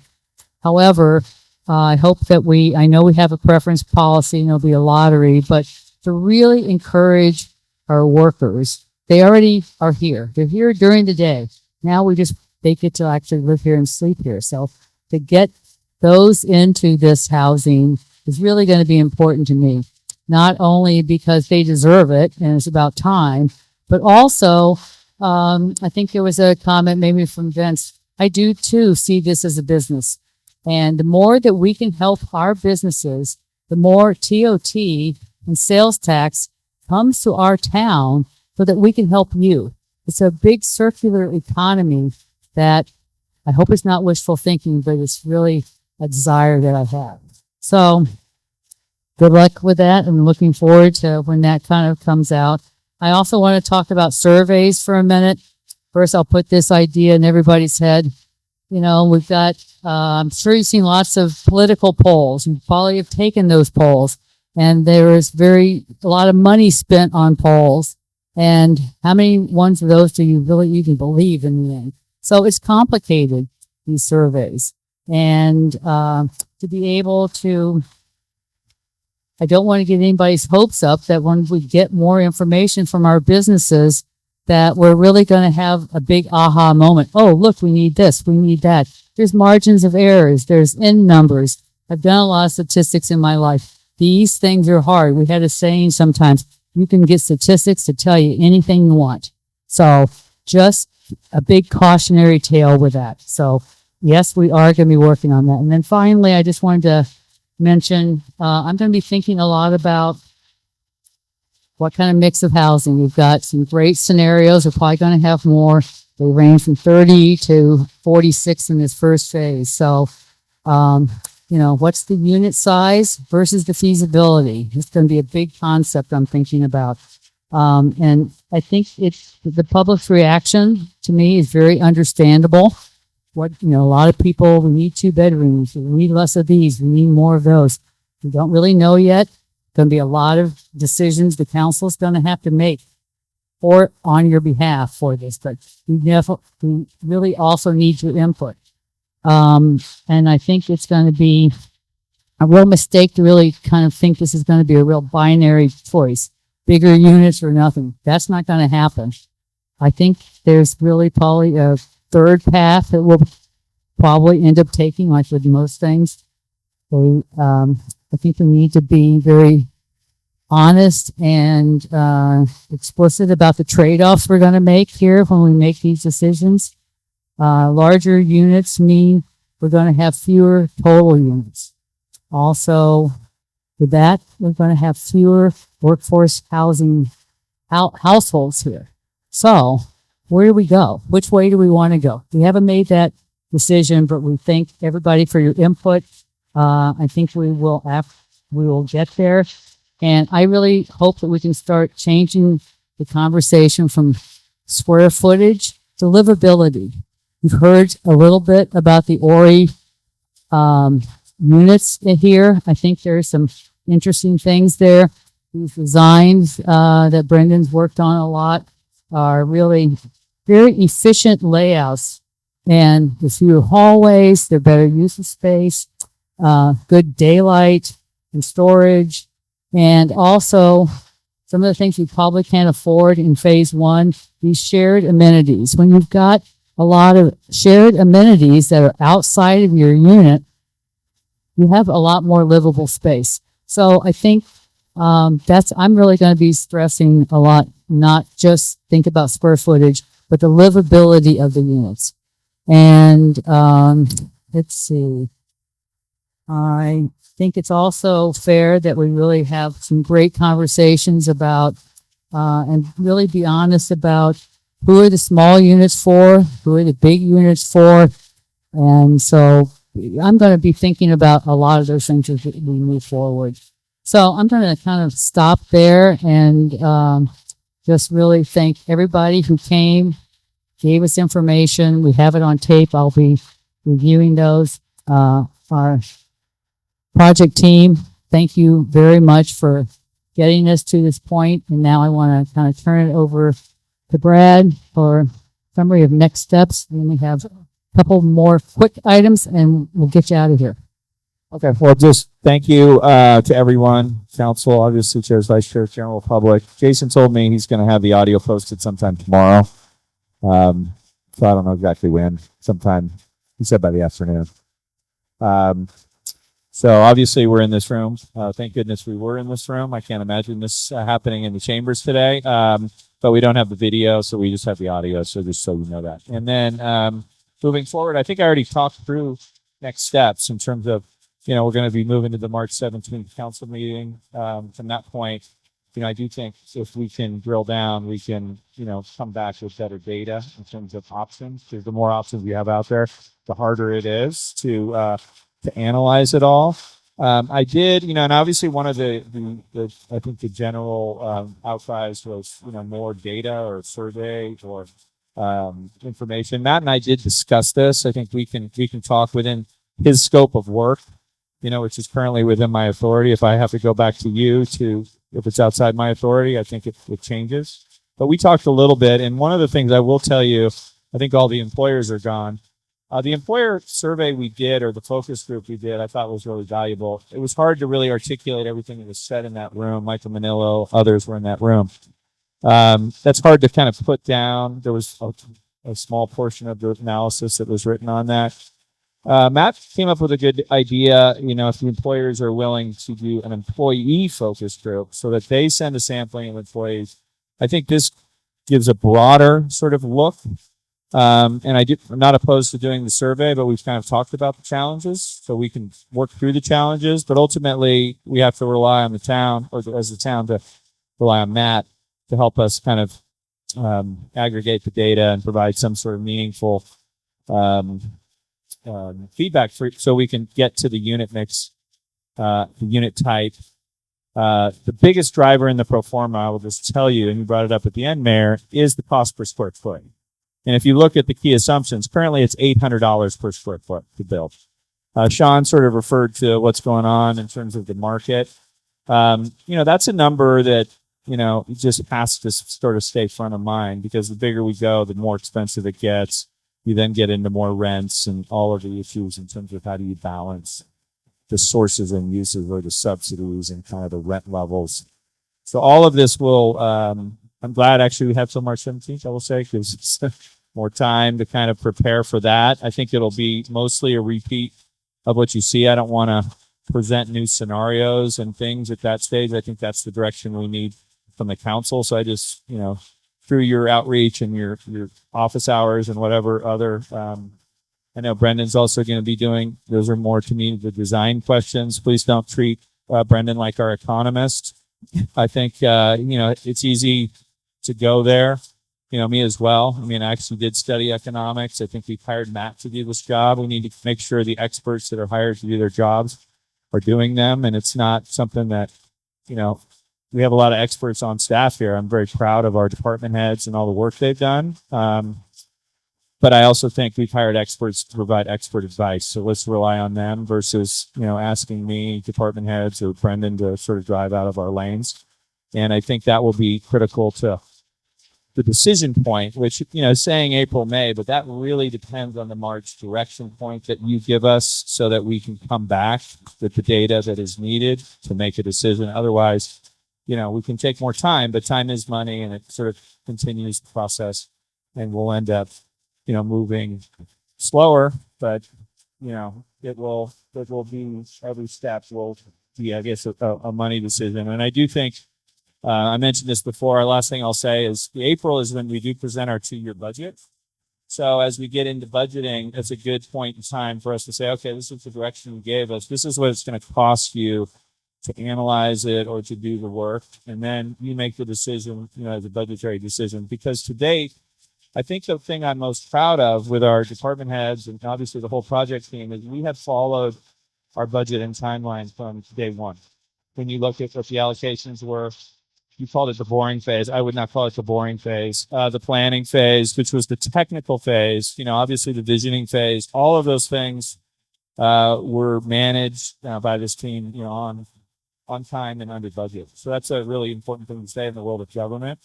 It's easy to slip away from that. We will have the opportunity in April to talk about the next 2 fiscal years, and that'll be a really well-timed discussion as it relates to our overall town budget. So thank you. Thank you with that. So next, more just perfunctory, because this is a regular town council meeting.